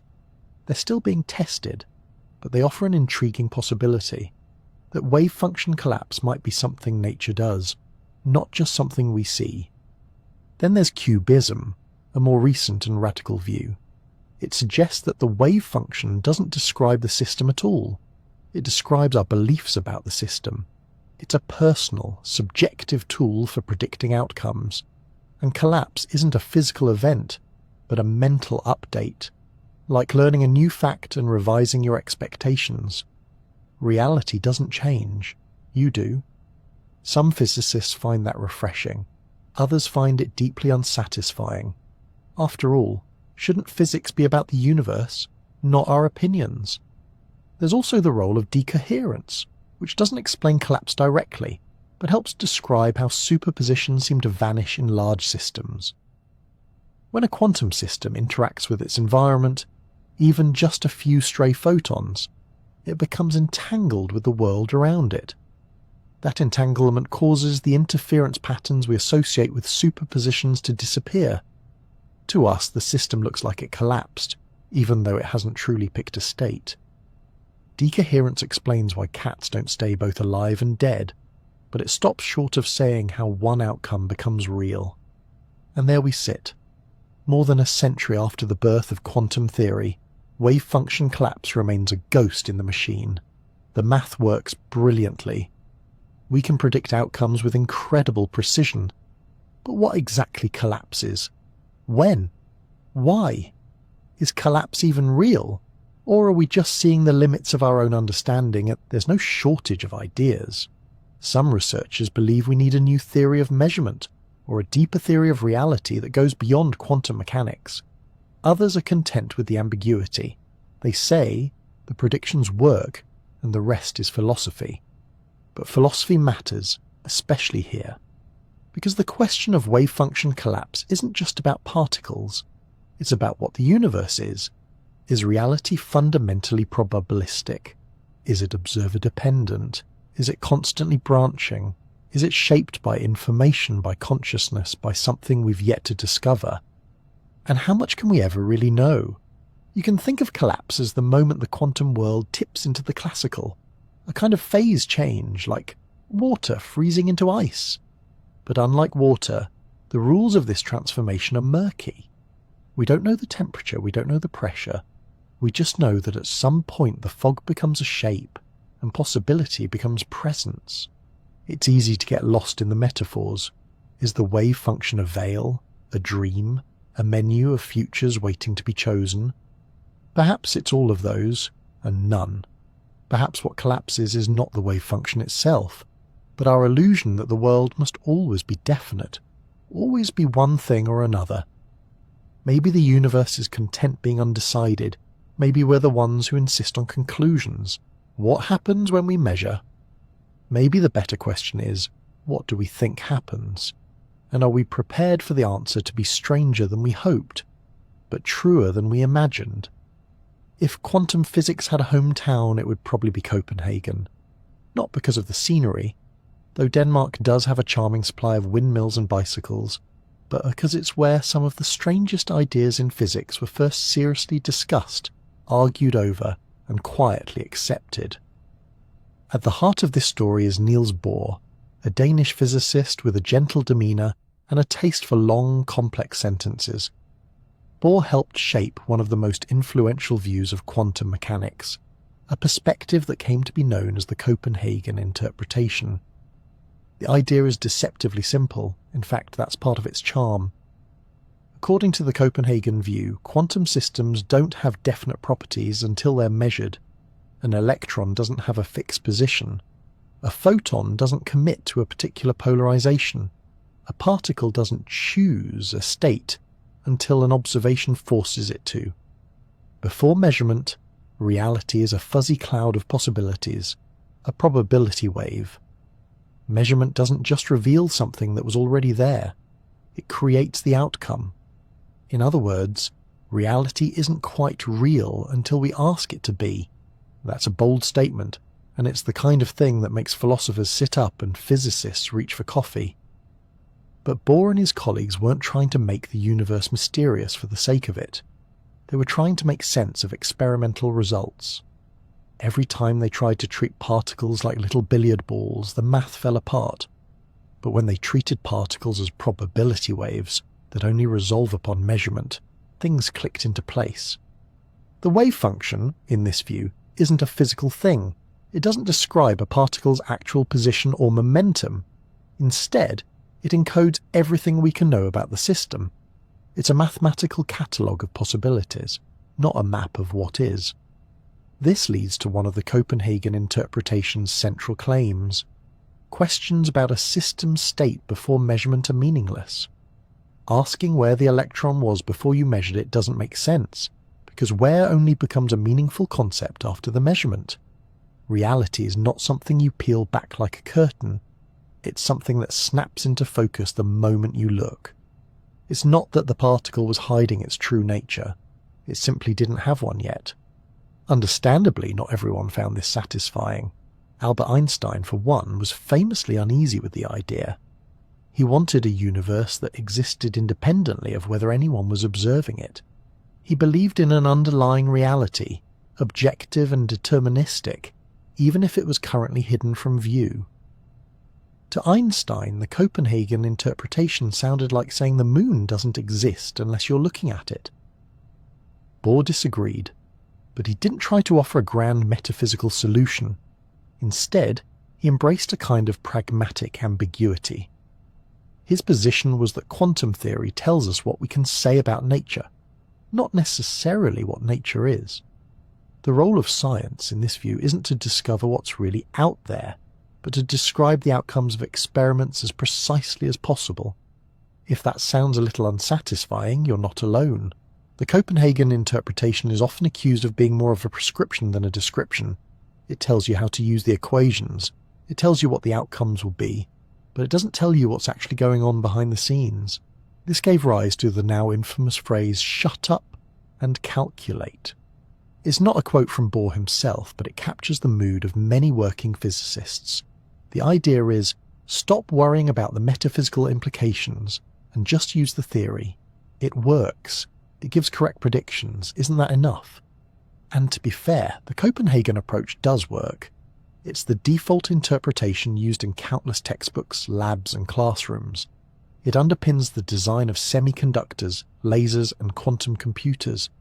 It has never failed an experimental test. For many scientists, that track record outweighs any philosophical discomfort. But still, the discomfort lingers. If reality only becomes real when measured, what does that say about the universe before observers existed? Did nothing have definite properties before conscious life arrived? Was the early universe in a kind of suspended animation, waiting for someone to look? Most physicists would say no. The Copenhagen interpretation doesn't require a conscious observer, just an interaction with a measuring device, or with the environment.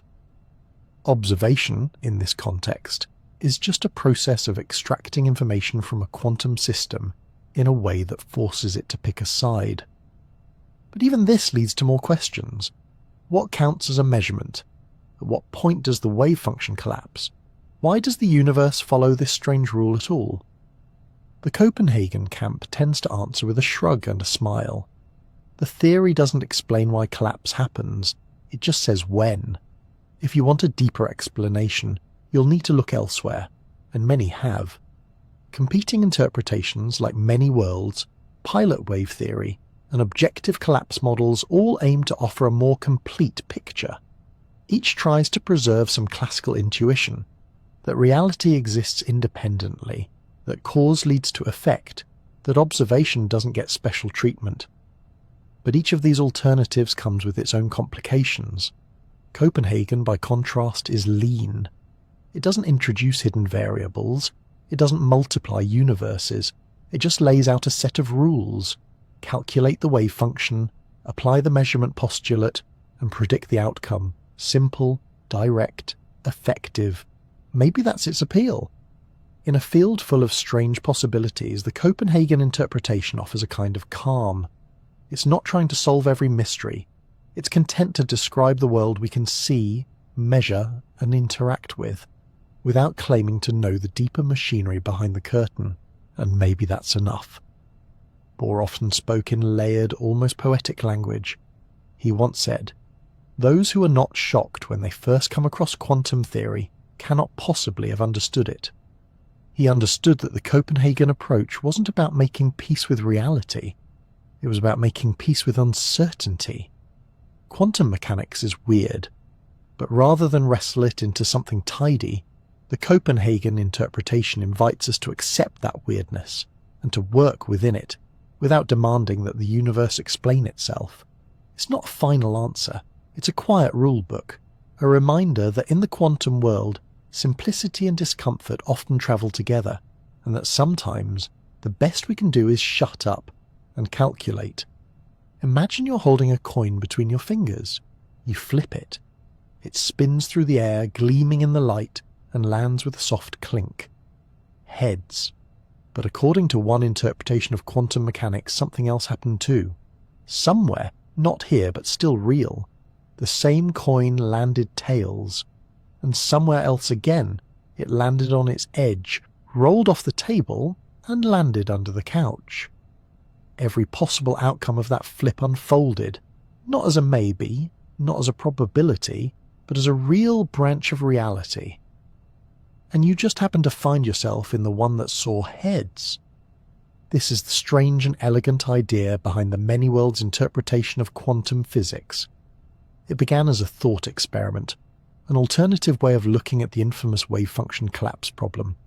You may remember the wave function, the mathematical cloud of probabilities that defines everything about a quantum system. In the traditional Copenhagen view, when you make a measurement, the wave function collapses and one possibility becomes real.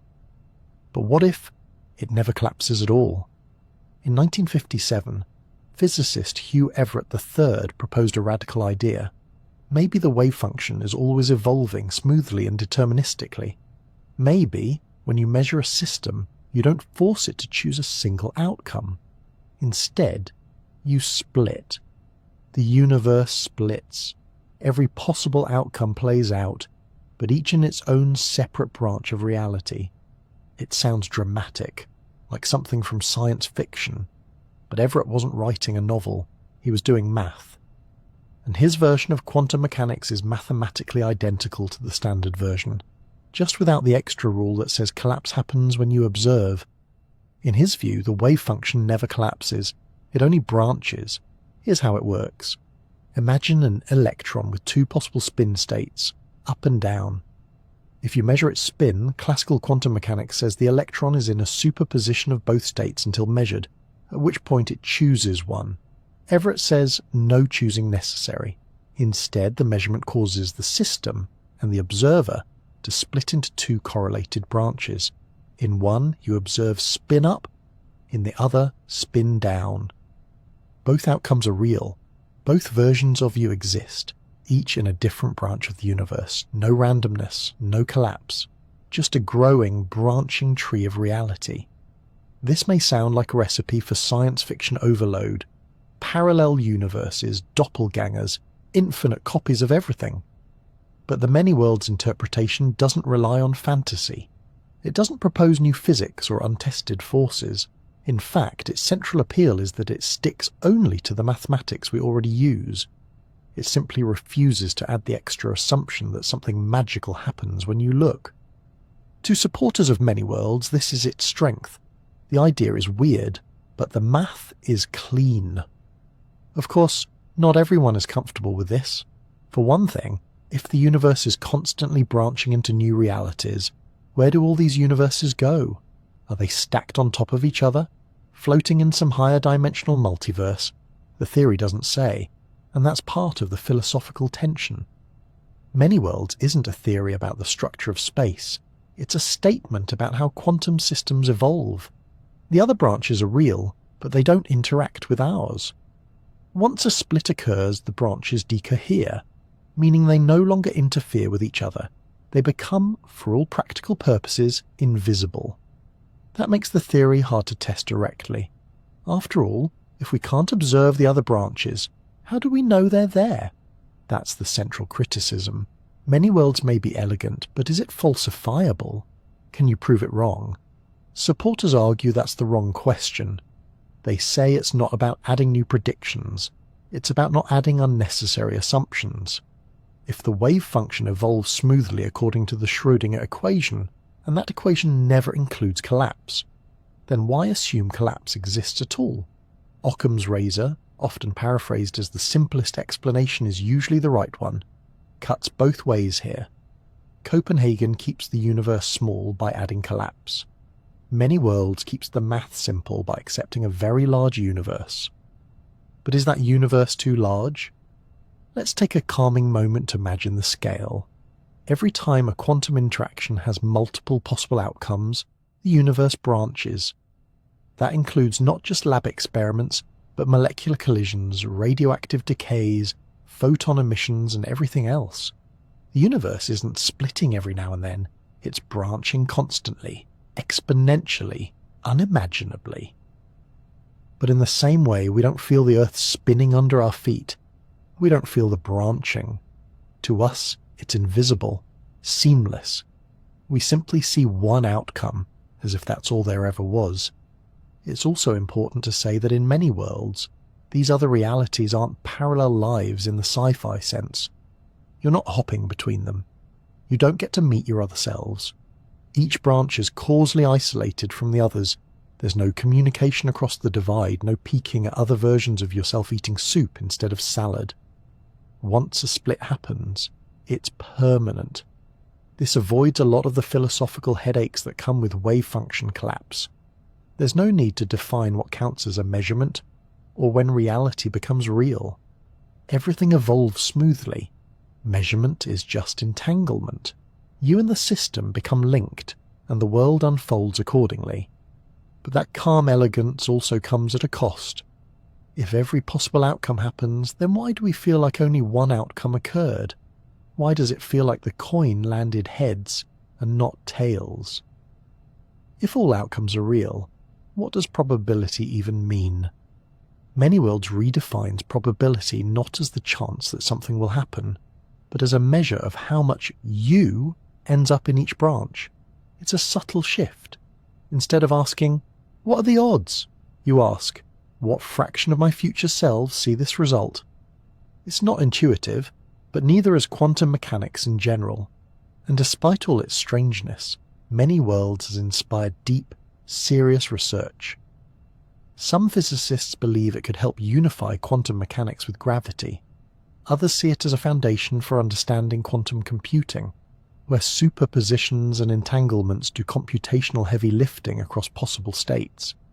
It also offers a unique kind of comfort, or disquiet, depending on your perspective. In this interpretation, no outcome is ever truly lost. Every possibility exists somewhere.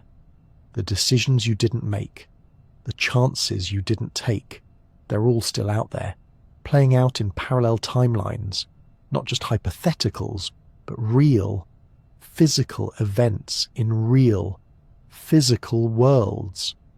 It's not meant to make you feel small. If anything, it's a reminder that the universe may be more generous than we imagined. Not just a single story unfolding, but a vast and shimmering library with every possibility inked into existence. So when you think of many worlds, don't picture a noisy stack of cartoon realities.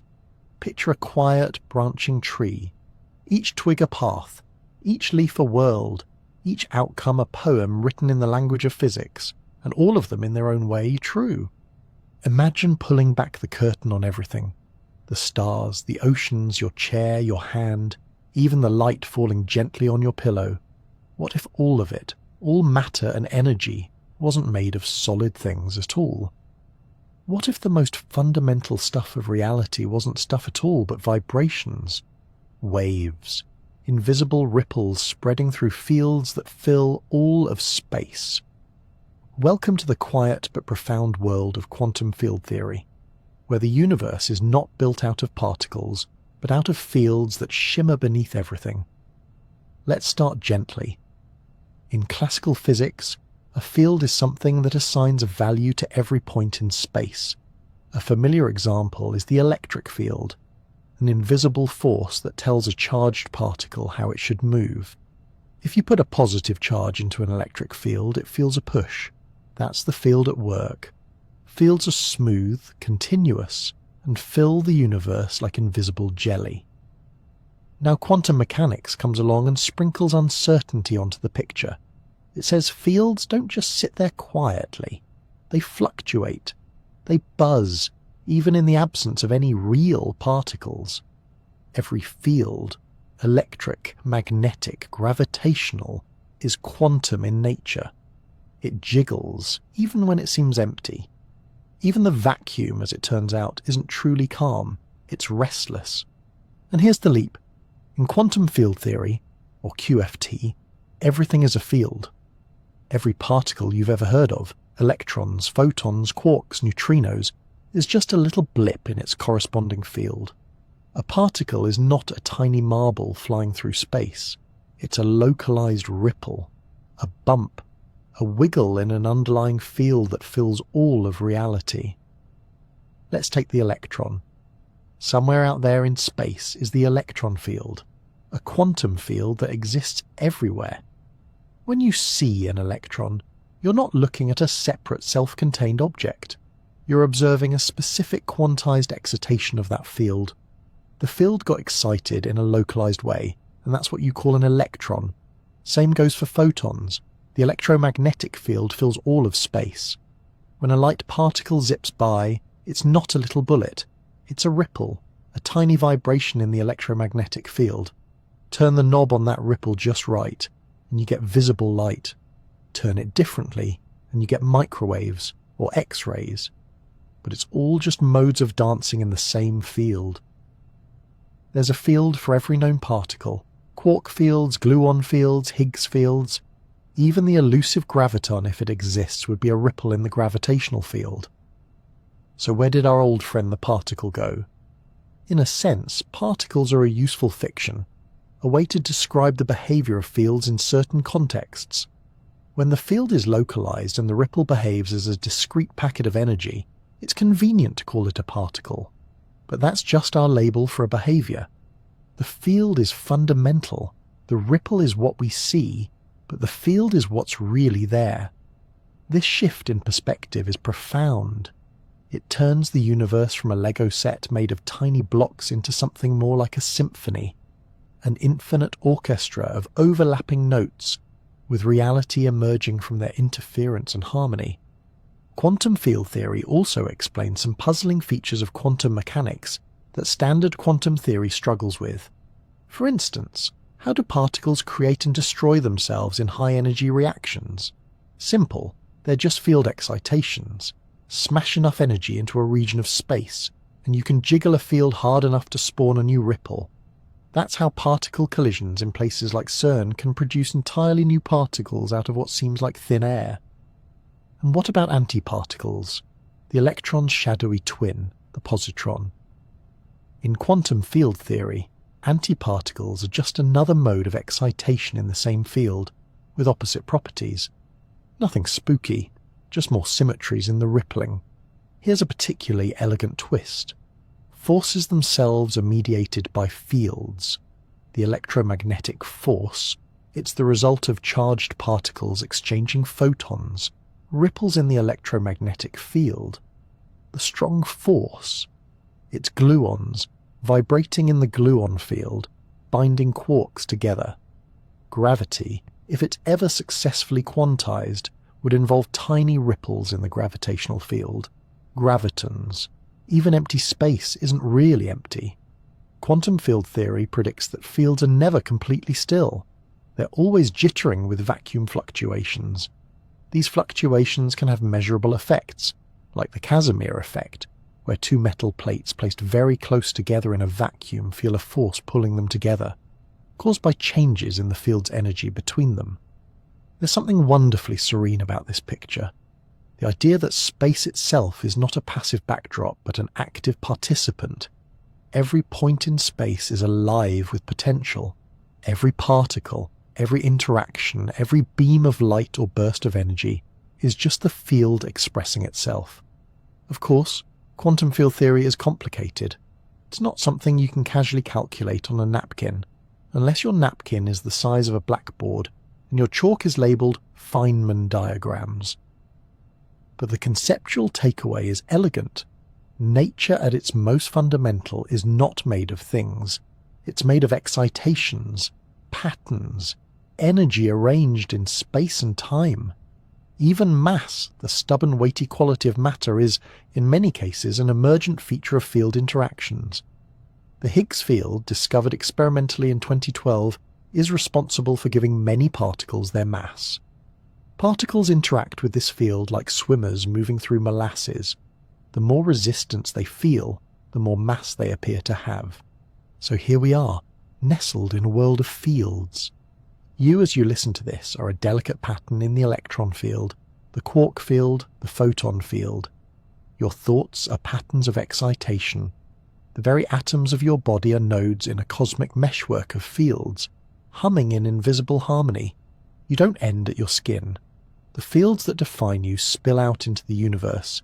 There is no sharp edge, no hard boundary, just softer or stronger ripples, fading into the broader sea of quantum reality. Quantum field theory doesn't just describe the universe, it is the universe. Or at least it's the best map we've drawn so far. A map where reality is not made of things bumping into each other, but of fields interwoven in a dance too fast, too subtle, and too beautiful to ever fully catch. And if you're still awake, you might be wondering, if everything is a ripple in a field, what are we rippling through? That, dear listener, is a question for another dream. If the universe came with a cookbook, the standard model of particle physics would be its ingredient list, minus a few mystery spices like dark matter and dark energy. It's a surprisingly compact recipe, elegant in its organisation and just a little bit chaotic in its naming conventions. But for all its quirks, this model is one of the most successful theories in the history of science. It tells us what the universe is made of, how those parts interact, and why reality looks and behaves the way it does. Let's start by introducing the cast. At its heart, the standard model is a collection of elementary particles. Particles that, as far as we can tell, cannot be broken down into anything smaller. You can think of them as the fundamental building blocks of matter and force, woven together by the threads of quantum fields. There are three broad families: quarks, leptons, and bosons. Quarks are the stuff of protons and neutrons, the solid core of atoms. There are 6 types, or flavours, of quarks: up, down, charm, strange, top, and bottom. Yes, those are their actual names. Physicists can do the most precise math imaginable, but naming things, that's where the chaos blooms. The up and down quarks are the lightest and most common. A proton is made of 2 ups and 1 down. A neutron is made of 2 downs and 1 up. That means everything you see, touch, or are is mostly up and down quarks, plus electrons, which we'll meet in a moment. The other quarks, charm, strange, top and bottom, are heavier, rarer, and mostly show up in high-energy environments like particle accelerators or cosmic rays. They're like the special guest stars of the particle world. Flashy, short-lived but important in the grand scheme. Next we have the leptons. This group includes the electron, which you've met many times before, buzzing around atoms, carrying electricity, and generally making life possible. Electrons also have cousins. There's the muon, which is like a heavy electron, and the tau, which is even heavier still. Like the exotic quarks, these heavier leptons don't last long in the wild, but they show up in high-energy reactions and leave distinct traces. Each of these charged leptons comes with a neutral partner, the neutrino. There are 3 of them, 1 for each flavour, and they're incredibly light, incredibly fast, and incredibly aloof. Neutrinos barely interact with matter at all. Billions pass through your body every second without leaving a trace. They're the introverts of the universe, always present, rarely noticed. So far we have 6 quarks and 6 leptons, arranged in 3 neat generations. That's 12 matter particles total, all dancing on a stage set by quantum fields. But matter alone doesn't make a universe. We need forces, the rules that govern how these particles interact. That's where the bosons come in. Bosons are the force carriers. Each fundamental force has its own messenger particle, a kind of quantum handshake that tells other particles what to do. For the electromagnetic force, the carrier is the photon, the particle of light. It's massless, it moves at the speed of light, and it keeps electrons bound to atoms. Without photons, chemistry and breakfast wouldn't exist. The weak nuclear force, responsible for processes like radioactive decay, has 3 bosons, the W+, W-, and Z bosons. Unlike the photon, these are heavy. So heavy, in fact, that they're only involved in interactions at very short ranges. They help turn neutrons into protons and vice versa, fueling the fusion that powers stars. Then there's the strong nuclear force, the glue that holds quarks together inside protons and neutrons, and binds those protons and neutrons inside atomic nuclei. Its carrier particle is the gluon, a massless but energetic force-bearer that comes in 8 varieties. Gluons are like a very excitable group of toddlers in a ball pit, constantly exchanging energy, never sitting still, and entirely responsible for why your atoms don't fall apart. Finally, there's the newcomer, the Higgs boson. This particle was confirmed experimentally in 2012 at CERN and earned a Nobel Prize the following year. The Higgs boson is the manifestation of the Higgs field, which permeates space and gives mass to many of the other particles. Without the Higgs mechanism, the standard model would describe a very strange world, one where most particles zipped around massless, unable to clump together into atoms. So to recap, we have 12 matter particles, 6 quarks and 6 leptons, and 5 force-carrying bosons, photon, W, Z, gluon, and Higgs. All of this is the standard model, and it works beautifully. This model has predicted the outcomes of countless experiments with astonishing precision. From the behavior of particles in colliders to the decay rates of radioactive isotopes, the standard model just keeps being right. It's not perfect, but it's remarkably stubbornly good at what it does. Of course, it has a few holes. For one, it doesn't include gravity. The standard model is a quantum theory, while gravity is best described by Einstein's general relativity, a classical theory. Merging these 2 frameworks is one of the biggest unsolved problems in physics. Then there's dark matter. Astronomical observations suggest that most of the matter in the universe is invisible and doesn't interact with light. The standard model doesn't account for it. None of its particles can explain the gravitational effects we observe in galaxies. And let's not forget dark energy, the mysterious force driving the universe's accelerating expansion. That too is outside the standard model's jurisdiction. In fact, the standard model describes only about 5% of the universe. But what a 5% it is! Every atom, every interaction, every burst of light, every breath you take, it's all contained within this shimmering lattice of particles and forces. It's often said that the standard model is complete but unsatisfying. It's like finishing a puzzle only to realize the image on the box was just a small section of a much larger picture. But still, what's there is stunning.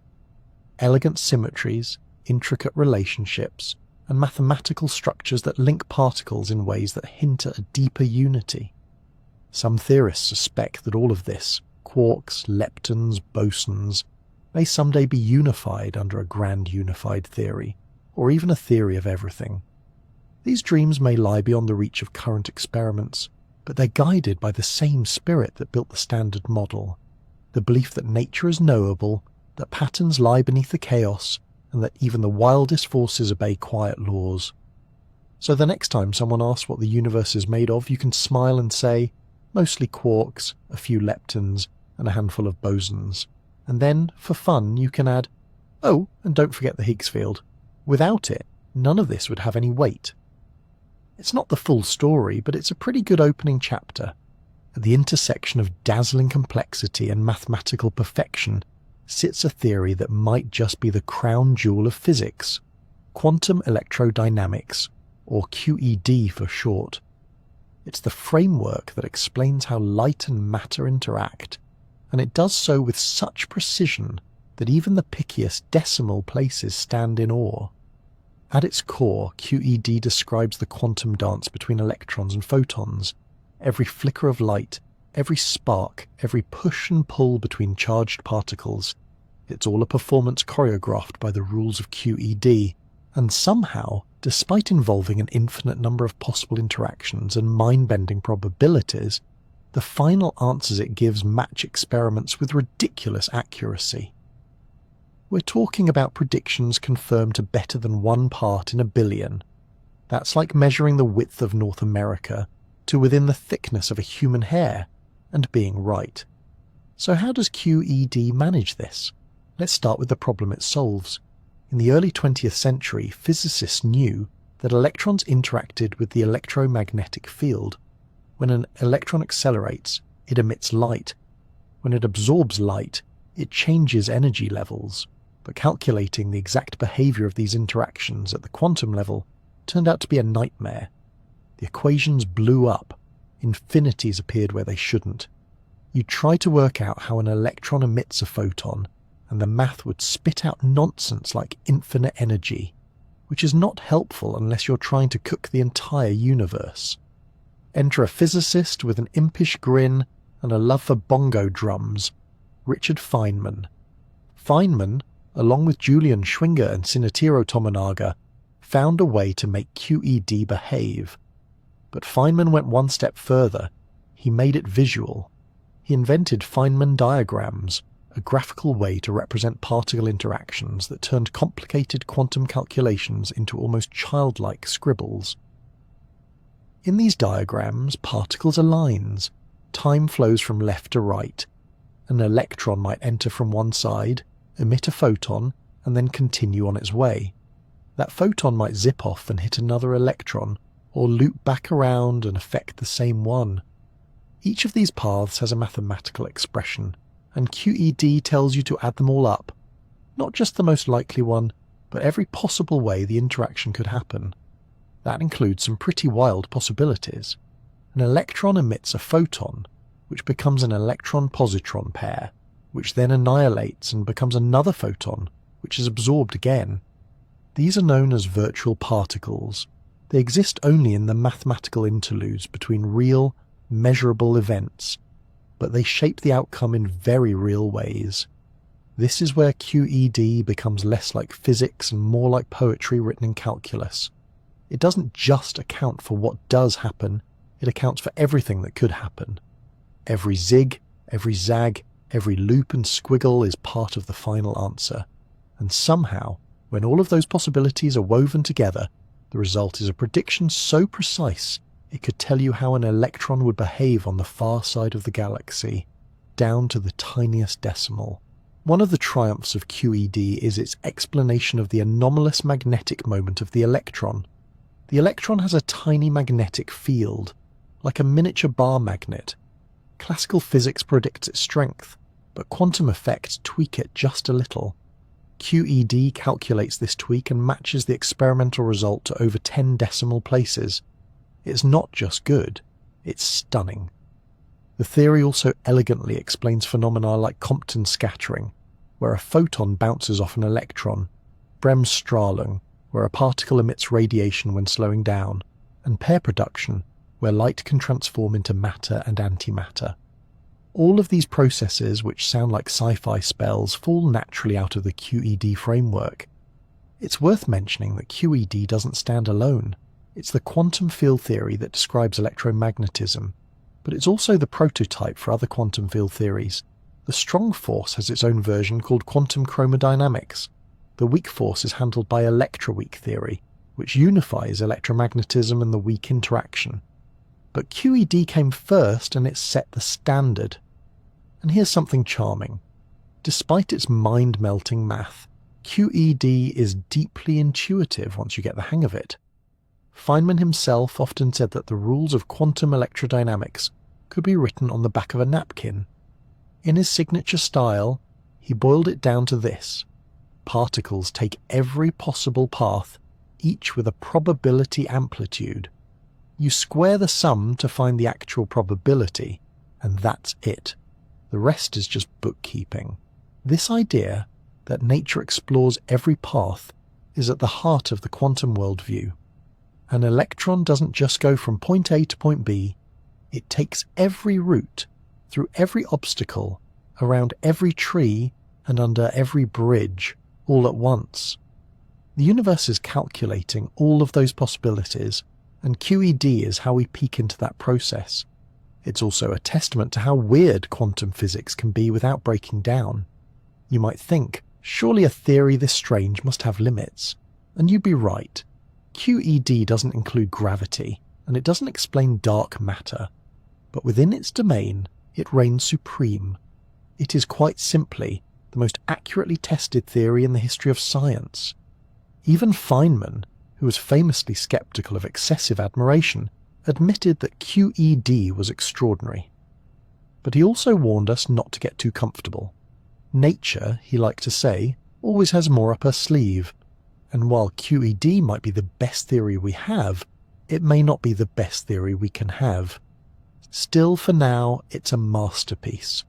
A theory that began in tangled math and philosophical frustration, and emerged as a clear, precise description of the quantum heartbeat of the universe. Light and matter interacting in an eternal whisper, described with such grace that even the decimals seem impressed. And in that whisper lies the light from distant stars, the pulse of your smartphone screen, and the gentle glow of a bedside lamp, all choreographed by a theory so subtle you barely notice it working, but it's there, in every flicker, every reflection, every breath of illumination. Quantum electrodynamics, a quiet triumph, a dance written in fields and photons, performed billions of times per second, and always, without fail, on cue. If classical computers are like carefully trained librarians, efficient, orderly, and great at flipping through books one page at a time, then quantum computers are more like very strange poets who read all the books at once in overlapping whispers and somehow still find the answer. It sounds like magic, and in some ways, it feels like it. But quantum computing is real, and it's built on the same bizarre principles that make up the heart of quantum physics. To understand what makes a quantum computer different, you first need to meet the bit's weirder cousin, the qubit. In a classical computer, everything boils down to bits. A bit is a binary unit of information. It can be either 0 or 1, like a switch that's off or on. These bits are the building blocks of everything your computer does, from streaming videos to calculating your taxes, and classical computers are great at manipulating lots of bits very quickly. But a qubit, short for quantum bit, doesn't just live in a state of 0 or 1. Thanks to the magic of superposition, a qubit can be in a blend of both states at once. Imagine a spinning coin that's neither heads nor tails, until you stop it and observe the result. While it's spinning, it contains the potential for both outcomes. This means that a single qubit holds more than one state simultaneously, and as you add more qubits, the power of that superposition grows exponentially. 2 qubits can hold 4 possible combinations. 3 qubits hold 8. 20 qubits? Over 1 million. With enough qubits, a quantum computer could, in theory, explore an astronomical number of possibilities in parallel. That's the key idea behind quantum computing: parallelism. While a classical computer tests each path one by one, a quantum computer explores many paths at once, though not in a way that gives you all the answers instantly. The trick lies in manipulating the system so that, when measured, the right answer is the most likely to appear. It's not brute force guessing, it's more like shaping the probability landscape so the correct solution rises to the top. But there's another quantum trick up its sleeve: entanglement. When qubits become entangled, the state of one is linked to the state of another, even across distances. This allows for complex correlations between qubits that classical bits simply can't replicate. It's like a dance between particles. If one twirls, the other twirls too, no matter how far apart they are. This entanglement allows quantum computers to perform operations that would take classical machines vast amounts of time and energy. For certain problems, like simulating molecules or factoring large numbers, quantum approaches promise enormous speed-ups. But now comes the part where we slow down and breathe a little. Quantum computers are not going to replace your laptop anytime soon. They are specialized tools, not general-purpose devices. For tasks like browsing the web or editing a video, your classical computer remains the reigning champion. In fact, building and running a quantum computer is hard. Qubits are incredibly delicate. They can be disrupted by tiny vibrations, fluctuations in temperature, even stray magnetic fields. Maintaining a qubit's coherence, its ability to stay in superposition and entanglement, requires extreme care. Many systems must be cooled to temperatures near absolute zero. That's colder than deep space. And then there's error correction. In classical computers, if a bit flips unexpectedly, it's fairly easy to detect and fix. In quantum systems, it's much trickier. You can't simply copy a qubit state without disturbing it, thanks to the no-cloning theorem. So researchers have had to invent clever schemes using many physical qubits to protect one logical qubit. It's like wrapping your whispering poet in layers of soundproof insulation, so they can keep reciting without interference. Despite these challenges, progress has been impressive. Companies and research labs have built quantum computers with tens to hundreds of qubits. Some have demonstrated quantum supremacy, performing tasks that would take a classical computer an impractical amount of time.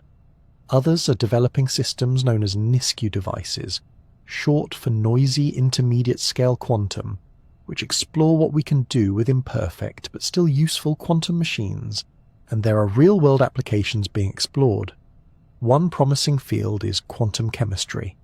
Simulating the behavior of molecules at the quantum level is incredibly difficult for classical computers, but quantum machines are naturally suited for it. This could revolutionize materials science, drug discovery, and even battery technology. Another exciting area is optimization. Solving problems with many competing variables, like finding the best delivery routes or allocating resources efficiently. Quantum algorithms may be able to find solutions faster and with fewer steps than traditional methods. And then there's cryptography. Some quantum algorithms, like Shor's algorithm, could one day break widely used encryption methods by factoring large numbers incredibly fast. This has sparked a new branch of security known as post-quantum cryptography, where researchers are designing encryption schemes that even quantum computers can't crack. Still, we're in the early days.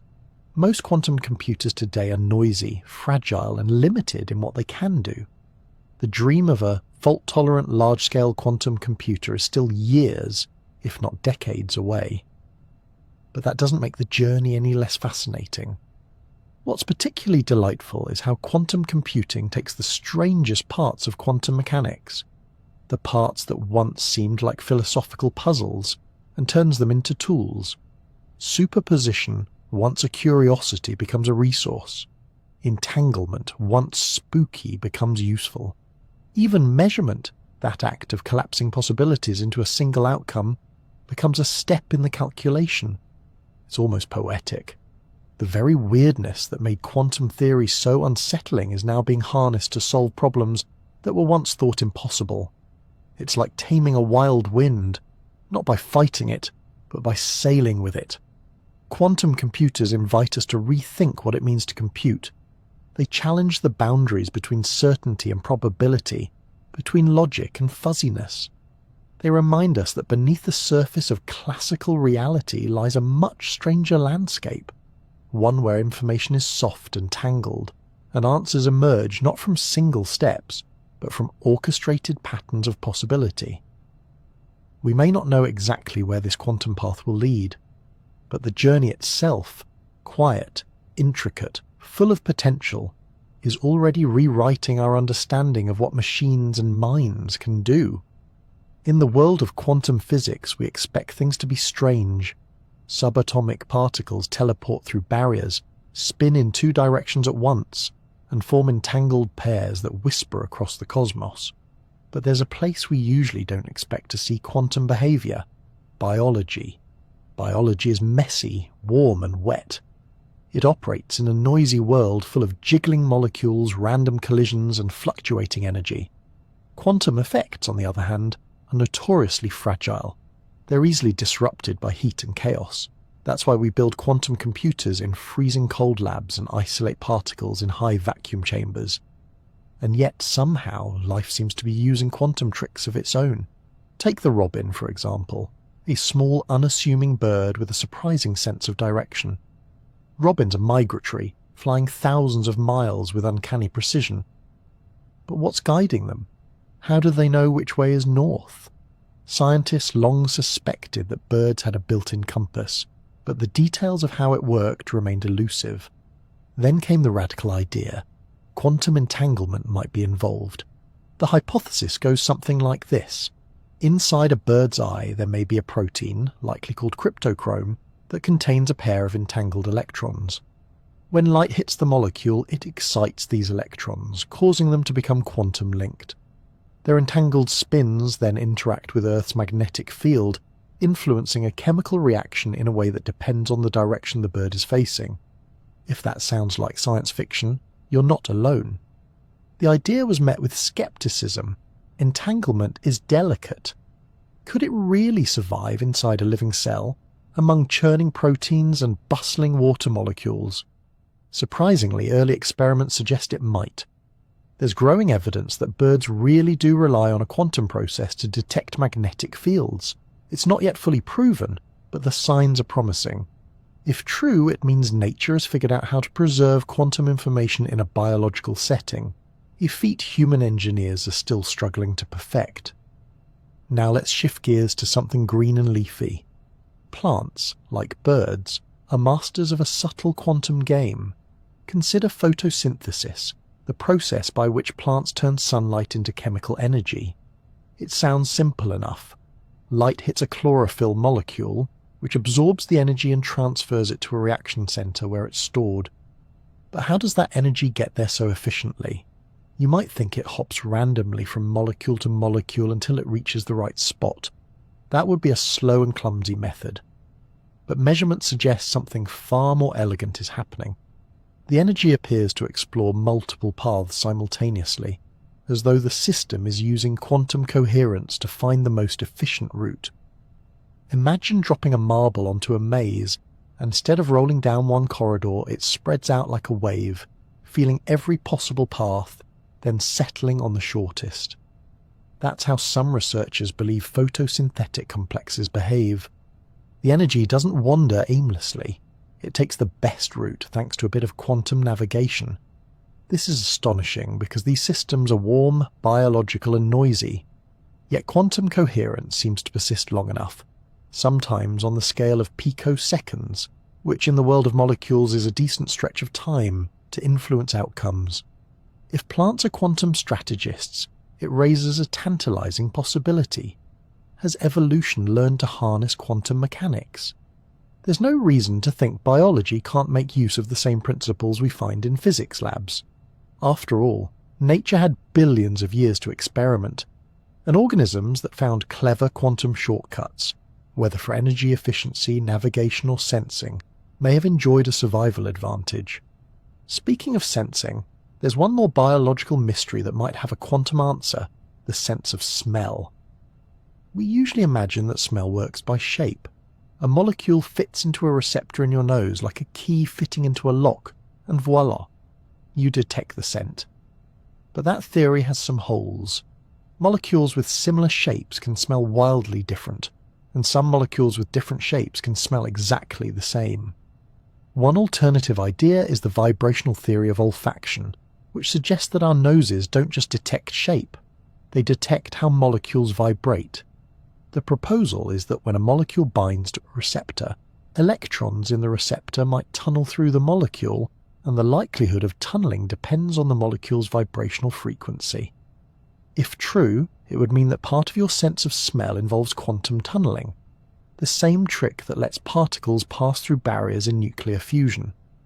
Your nose might be sniffing in stereo, both structurally and vibrationally, using quantum mechanics to help decode the invisible world of molecules.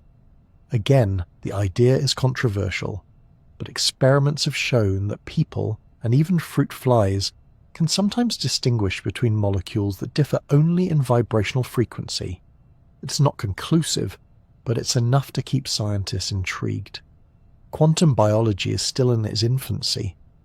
Most of the field is built on bold ideas, tentative experiments, and more questions than answers. But what makes it exciting isn't just the novelty. It's the reminder that the strange rules of quantum physics don't stop at the lab bench.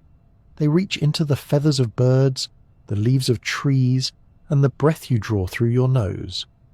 It's a humbling thought. The same mathematics that describes the behavior of electrons in a vacuum also underpins the chirping of a robin and the shimmer of sunlight on a leaf. Nature doesn't separate its domains. Quantum effects aren't locked away in some microscopic vault. They're everywhere, woven into life itself. And perhaps, as we learn to understand these quantum tricks, we'll gain not only new technologies, but a deeper appreciation for the ingenuity of evolution. Life, it seems, has always been playing with the strangest tools in the universe. It just never bothered to tell us. At the quantum level, particles do strange things. They blur into superpositions, interfere with themselves, and occupy multiple possibilities all at once. It's the playground of probability, not certainty. And yet, when you look around, you don't see a world made of shimmering maybes. You see a coffee mug, a desk, a cat, hopefully alive or dead, but not both. You interact with a world that feels solid, consistent, and wonderfully predictable. Why is that? Why don't you see tables that are both here and over there? Why don't entire sandwiches exist in a probability wave, only collapsing when you open the fridge? The answer lies in a quiet but powerful process called decoherence, the mechanism that explains how the quantum world gradually loses its quantumness and becomes the classical world we know. Let's start with a quick mental stretch. Imagine a single electron in a superposition. It's not in one place, it's in a spread of possibilities. You can't say exactly where it is until you measure it, and even then, you're only nudging it to choose a location. Now imagine that electron is left alone in the vacuum of space, completely isolated. It stays in that beautiful, delicate superposition. But back on Earth, things aren't so quiet. There's air, heat, photons from the sun, molecules bouncing around, vibrations, fields, and background radiation. The moment your quantum object interacts with any of this, it begins to lose its quantum coherence. The neat mathematical interference patterns start to blur. This is decoherence. It's not that the superposition disappears, it's still there, in a sense. But the quantum system becomes entangled with the environment. That is, all those particles it touches become part of its quantum description. And when that happens, the system stops behaving like an isolated wave of probabilities and starts behaving like something ordinary, predictable, measurable. You can think of it like this. Quantum systems want to be private, but the moment the environment peeks in, they lose their privacy. Not because someone measured them with fancy equipment, but because nature itself is always watching. Air molecules, photons, vibrations, all these things act like tiny, constant observers. They don't collapse the wave function, but they smear out its coherence, making interference impossible. Decoherence is a gentle erosion, not a violent snap. It doesn't require a conscious observer or a big dramatic measurement. It just needs time and contact with the outside world, and it happens incredibly fast. For microscopic objects like electrons or atoms, you can isolate them well enough that quantum behavior sticks around. But for macroscopic objects, things you can touch, see, or eat, decoherence happens almost instantly. The more massive and complex the system, the faster its quantum weirdness dissolves into classical certainty. In fact, decoherence timescales for large objects can be trillionths of a second or less. That's why you don't walk into a room and find your shoes in a quantum blur. Their interaction with the world has already pinned them down to a definite state. In this way, decoherence doesn't destroy quantum superpositions, it hides them. The superpositions still exist in principle, but they're now entangled with so many environmental degrees of freedom that you can't access or reverse them. They become effectively classical, even though deep down everything remains quantum. This also helps explain one of the long-standing mysteries in quantum mechanics. How do we get from probabilities to outcomes? Decoherence doesn't solve this puzzle completely. It doesn't pick which outcome occurs, but it helps explain why we don't see quantum interference in large systems. Why Schrödinger's cat, if left unobserved, doesn't actually shimmer between life and death on your kitchen counter. Decoherence creates the illusion of collapse by bleeding quantum information into the environment. The result is a kind of statistical consensus. The wave function is still there, but it no longer behaves in a coherent, observable way. And this gives us a bridge between the quantum and classical worlds. Classical physics is still a useful tool. It's how we build bridges, launch rockets, and bake soufflés. But beneath it all, the universe hums with quantum rhythms. What decoherence does is gently veil that underlying weirdness, creating the sturdy world we experience. One helpful way to picture it is like walking on a frozen lake. Beneath the surface is water, shifting, fluid, quantum. But the ice is solid and reliable. Decoherence is what freezes the surface. It doesn't eliminate the water underneath. It just keeps it out of reach. And the more connected an object is to its surroundings, the thicker that ice becomes. This also has practical consequences for technology. Quantum computers, for instance, have to fight decoherence constantly. Their qubits are delicate, and even a stray vibration or thermal fluctuation can collapse their quantum behavior. That's why they're kept in ultra-cold, isolated environments to extend their coherence as long as possible. Without that, the quantum advantage vanishes. Decoherence also plays a role in interpretation. Some theories suggest that there's no need for a separate collapse of the wave function. Instead, decoherence explains why certain outcomes appear definite. It's not that the universe chooses an outcome, it's that the alternatives become unobservable due to entanglement with the environment. The tree still falls in the forest, but its echo is drowned out in noise. It's worth emphasizing, decoherence doesn't solve every mystery of quantum mechanics. It doesn't answer why a particular measurement yields a particular result. It doesn't tell us whether the wave function is real or just a mathematical tool. But it does explain why quantum weirdness fades into classical certainty in daily life. It shows us that the world we see is not separate from the quantum realm. It's shaped by it, filtered through a continuous interaction with everything around us. So the next time you pick up a mug or open a door, you can thank decoherence for the fact that it behaves the way you expect, for taking a universe of maybes and presenting it as a firm handshake. It's a quiet phenomenon. No sparks, no flashes, just the slow, graceful loss of possibility, leaving behind the stable patterns we call reality. Imagine setting up an experiment so strange, so delicate, that the very act of deciding when to observe seems to reach back in time and affect what happened earlier. It sounds like science fiction, or perhaps science confusion, but this is precisely what happens in a series of experiments that toy with the very foundation of cause and effect. They go by names like the delayed choice experiment and the quantum eraser, And if you're hoping quantum physics would finally start making sense, well, this is the point where even time itself starts to shrug. Let's begin with a familiar setup, the double-slit experiment. Fire a beam of photons, or electrons, or even molecules, at a wall with two slits. Behind the wall is a screen to catch what comes through. If you don't observe which slit the particles go through, they create an interference pattern, a series of light and dark bands, as if each particle went through both slits and interfered with itself. But if you place a detector to find out which slit each particle goes through, the interference disappears. The particles act like little bullets instead of waves. Simply knowing the path kills the wave behavior. So far, so weird. Now let's get mischievous. In the delayed choice experiment, originally proposed by physicist John Archibald Wheeler, you set up your experiment without measuring the particle's path, but you reserve the right to decide whether you'll measure after the particle has already passed through the slits. In other words, you delay your decision. Will you act like a nosy detective and observe the path, or will you let the particle remain mysterious and wave-like? Here's where it gets surreal.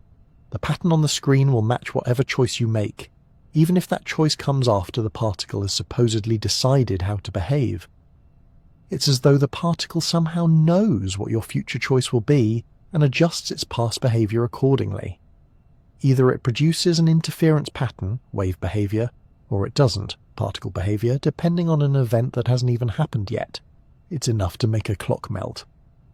The delayed choice experiment suggests that the quantum world doesn't commit to a specific reality until it's forced to. Not just in space, but in time. The act of observation doesn't just determine the outcome, it might determine the history. And then, quantum physicists said, let's make this even weirder. Enter the quantum eraser. In this twist on the double-slit setup, you mark the particles so you could know which path they took, but then you use a clever trick to erase that information after they've been detected. And when you do that, when you erase the which path info after the fact, the interference pattern comes back. The particles behave like waves again, retroactively, as though they never gave up the ghost of uncertainty. This raises a deeply unsettling idea. Reality might not be finalized until all possible information is settled, not just the moment of detection, but also the moment we decide what to do with the information about that detection. It's like a cosmic version of Schrödinger's cat, but stretched across time. Not only is the cat both alive and dead, but whether it was alive or dead depends on a decision made after you opened the box. So, what's going on here? One tempting interpretation is that information, not physical matter, is the true currency of the universe. In the quantum world, outcomes aren't locked in until you ask questions that have answers. Until then, all possibilities remain entangled in a hazy soup of maybes. That doesn't mean time travel is real, or that we can change the past. Rather, it suggests that our usual picture of time as a one-way street might not apply at the quantum level. Events in the quantum realm aren't chained together by tidy links of cause and effect. They're part of a strange holistic web where outcomes emerge only when the entire system is considered. Still, there are limits. While these experiments are astonishing, they don't allow for communication with the past. You can't send messages backward through time or change what already happened. The results always play by the rules of causality at the large-scale level, but they hint that under the surface those rules are a bit more flexible. Some physicists describe it in terms of entanglement and correlation, not causation. The particle doesn't know what you'll do in the future, it's just that all the pieces of the experiment are connected in such a way that your final setup defines what patterns are visible. Others lean into a block universe interpretation, where all moments in time exist simultaneously, like frames in a film reel. In this view, your choice isn't something that travels backward. It was always part of the grand timeless quantum story. And still others shrug and say, shut up and calculate. The important thing is this: the universe is under no obligation to conform to our common sense ideas of time, cause, or measurement. Our classical intuitions are built for macroscopic objects, rocks and coffee mugs and cats. But down in the quantum mist, the rules are subtler, less linear, less local, and much, much stranger. The delayed choice and quantum eraser experiments don't break physics, they reveal the richness beneath it. They show that the quantum world is not just a smaller version of our everyday world, it's something fundamentally different, playing by a logic all its own. So if time ever feels like it's playing tricks on you, just remember, on the quantum level it probably is. If you were to zoom far enough into the heart of the universe, past the galaxies, past the molecules, past the atoms themselves, you'd eventually arrive at a world where certainty slips quietly through your fingers. A world where outcomes are not determined, but described in terms of probabilities, where particles don't have positions until you look, and even then, they're merely the result of a cosmic dice roll. Welcome to the quantum universe, a place that's not just small, it's uncertain. At its core, quantum physics suggests that randomness may not just exist, but may actually rule. This idea doesn't sit comfortably with everyone. In fact, it made Albert Einstein famously uneasy. He once declared, "God does not play dice with the universe," a line that's been quoted for nearly a century in every philosophical cafe conversation involving physics and fate. But let's unpack what this randomness actually means and what it doesn't. In classical physics, everything behaves like a well-oiled machine.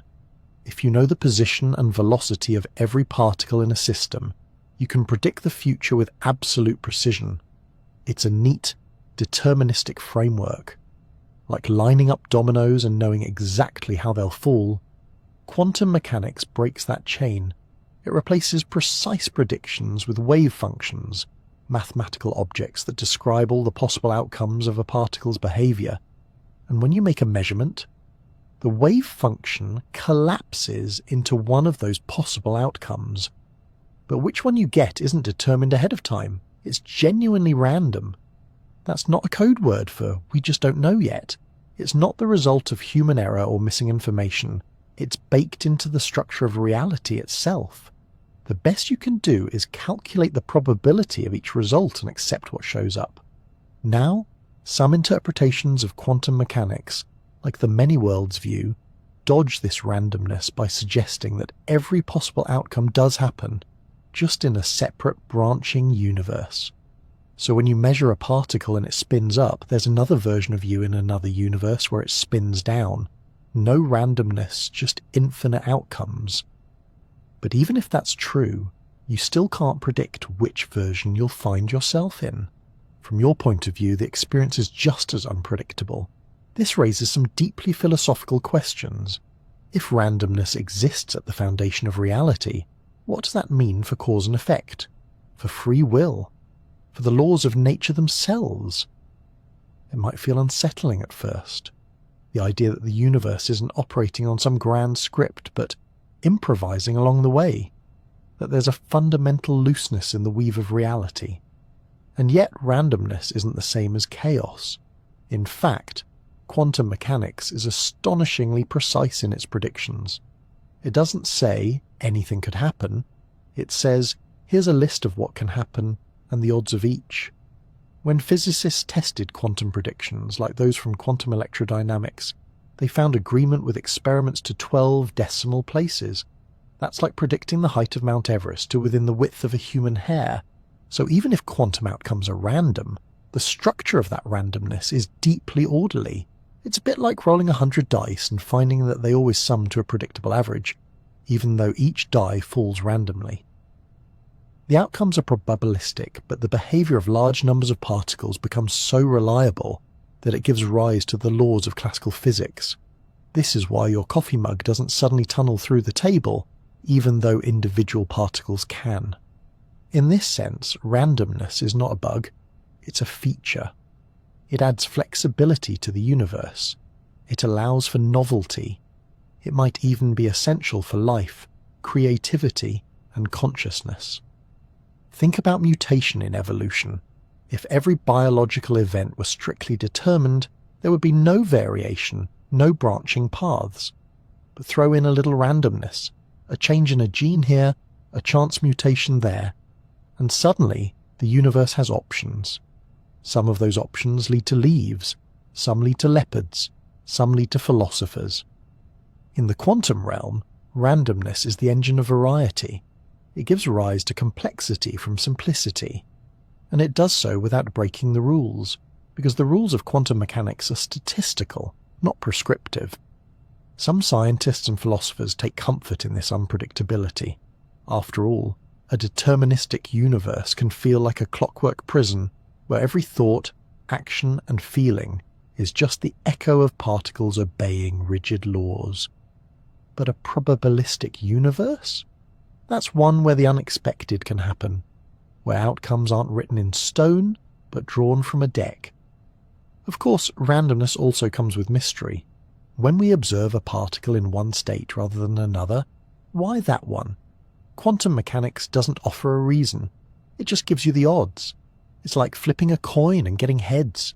There's no deeper explanation for that outcome, just that it had a 50% chance. And this has philosophical weight. It suggests that the universe is not fully knowable in the classical sense. There's a ceiling to certainty, a boundary beyond which questions don't have definite answers, only ranges of possibility. And yet, we can still thrive in that uncertainty, build technologies from it, discover meaning in it. Quantum randomness also ensures that no two things are truly identical. Even particles prepared in the exact same way will sometimes yield different outcomes. This tiny irregularity, this whisper of unpredictability, is what keeps the universe alive and interesting. So perhaps the universe does play dice, not recklessly, but with an elegance so refined that it creates galaxies, atoms, thoughts, and time itself. And while we may never fully tame that randomness, we can come to appreciate it, not as a flaw in the cosmic machinery, but as the soft hum of possibility woven into the fabric of everything. If quantum physics were merely a set of equations, however strange, however elegant, it might still be considered one of humanity's greatest intellectual achievements. But what makes it truly special is that it doesn't just describe particles and probabilities.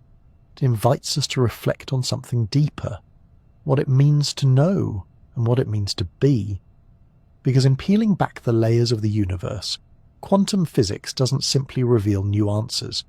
It reshapes the questions themselves.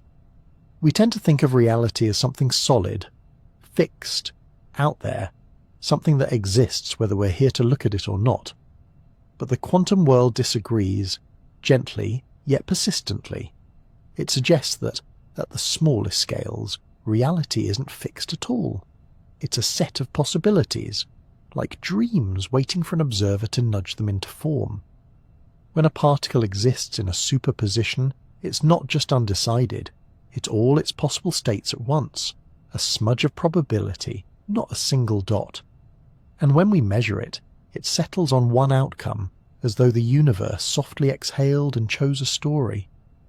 This raises a quiet, unsettling thought. If observation plays such a crucial role in shaping outcomes, are we as separate from the universe as we once believed? Or are we, observers and all, a part of the grand entangled dance? For physicists, these are technical questions. For the rest of us, they feel almost spiritual. But quantum physics isn't here to offer easy answers. It's not a shortcut to enlightenment or a metaphor factory for self-help books. And yet, it does leave us with something precious: humility. It reminds us that our everyday intuitions about space, time, matter, and cause are not the final word on how things work. That the familiar world we navigate each day is just one version of reality, filtered through evolution, shaped by our senses and stitched together by habit. In this way, quantum mechanics becomes more than physics. It becomes a mirror, showing us the edges of our knowledge, the limits of our understanding, and the breathtaking strangeness of the universe we call home. Think of Schrödinger's cat, not as a literal feline trapped in a paradox, but as a metaphor for the way we live in uncertainty, for how we constantly juggle conflicting possibilities, half-knowns and almost certainties. Whether it's waiting for a medical test result, applying for a job, or simply wondering if it will rain tomorrow, We exist quite often in a quantum state of our own. Hope and fear, expectation and doubt. Possibilities layered gently over each other until time or choice collapses the wave. And maybe that's the secret beauty of quantum mechanics. It's not telling us that the world is unknowable or meaningless. It's just telling us that it's not obligated to be obvious. There's a softness to that realization, a quiet freedom. If certainty isn't guaranteed, then neither is limitation. If the world isn't pinned down until it's observed, then possibility is always alive, flickering just out of view. Even the word quantum has a kind of poetry to it. It comes from the Latin quantus. How much? How much light? How much energy? How much is this or that particle allowed to be or do?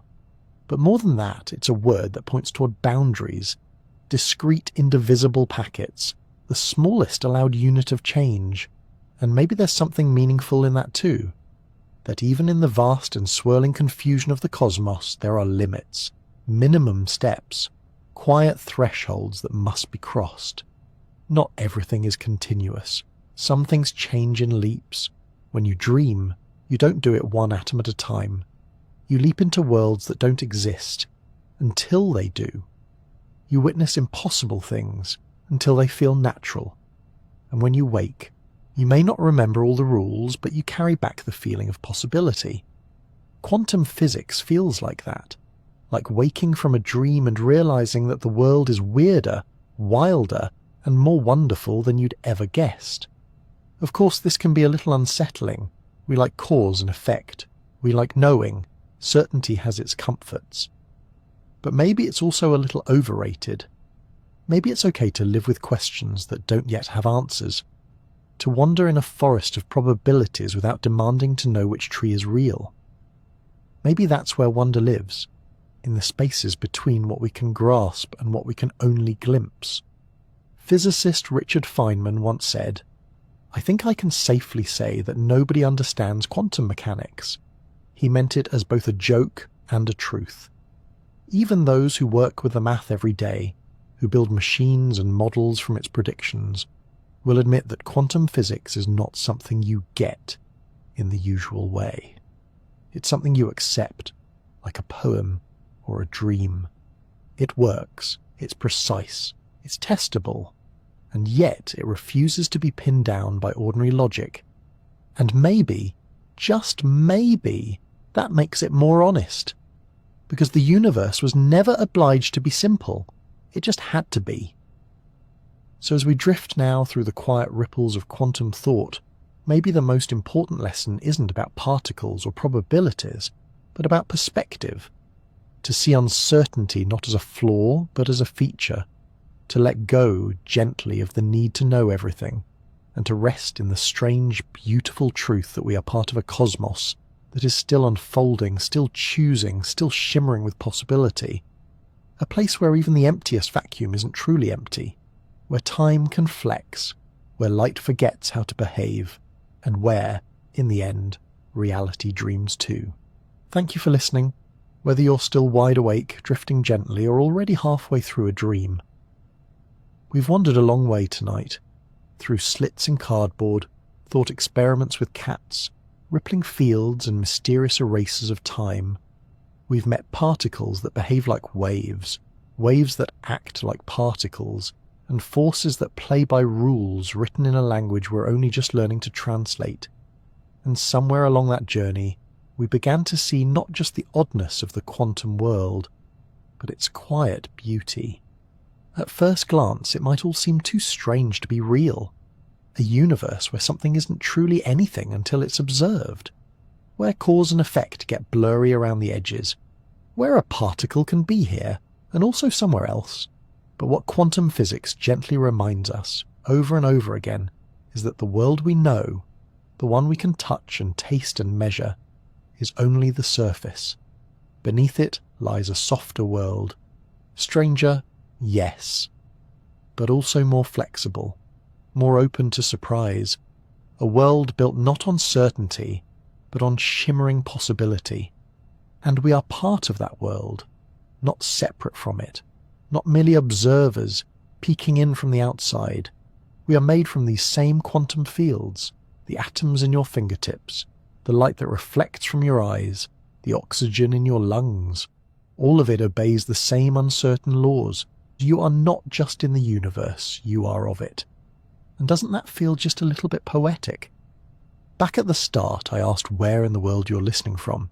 Maybe you're curled up in bed, listening under a heavy blanket. Maybe you're gazing at the ceiling, thoughts flickering like stars. Maybe you're far from home, or just far from sleep.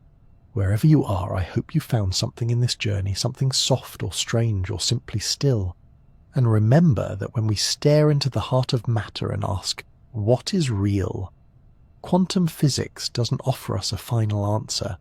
It offers us a mirror, a shifting one, a reminder that knowing something deeply doesn't always mean understanding it completely, that questions can be as beautiful as answers, that mystery is not a failure, but a feature. It can be tempting to wish for more clarity, to want the universe to lay out its rules plainly and play fair. But maybe, in this tangled uncertainty, there's a different kind of comfort, a gentle truth that says, you don't need all the answers to feel at home here, because even if the particles are uncertain, the moment you're in is real. The breath you just took, the thought that just drifted by, the weight of your body gently sinking into stillness, that's quantum too, and it's enough. So thank you for giving your time, your ears, and your quiet curiosity to this little exploration, for trusting the strangeness, for sitting with the not knowing. And if you've already fallen asleep, wonderful. The quantum world will still be here when you wake. From the sleepy scientist, good night.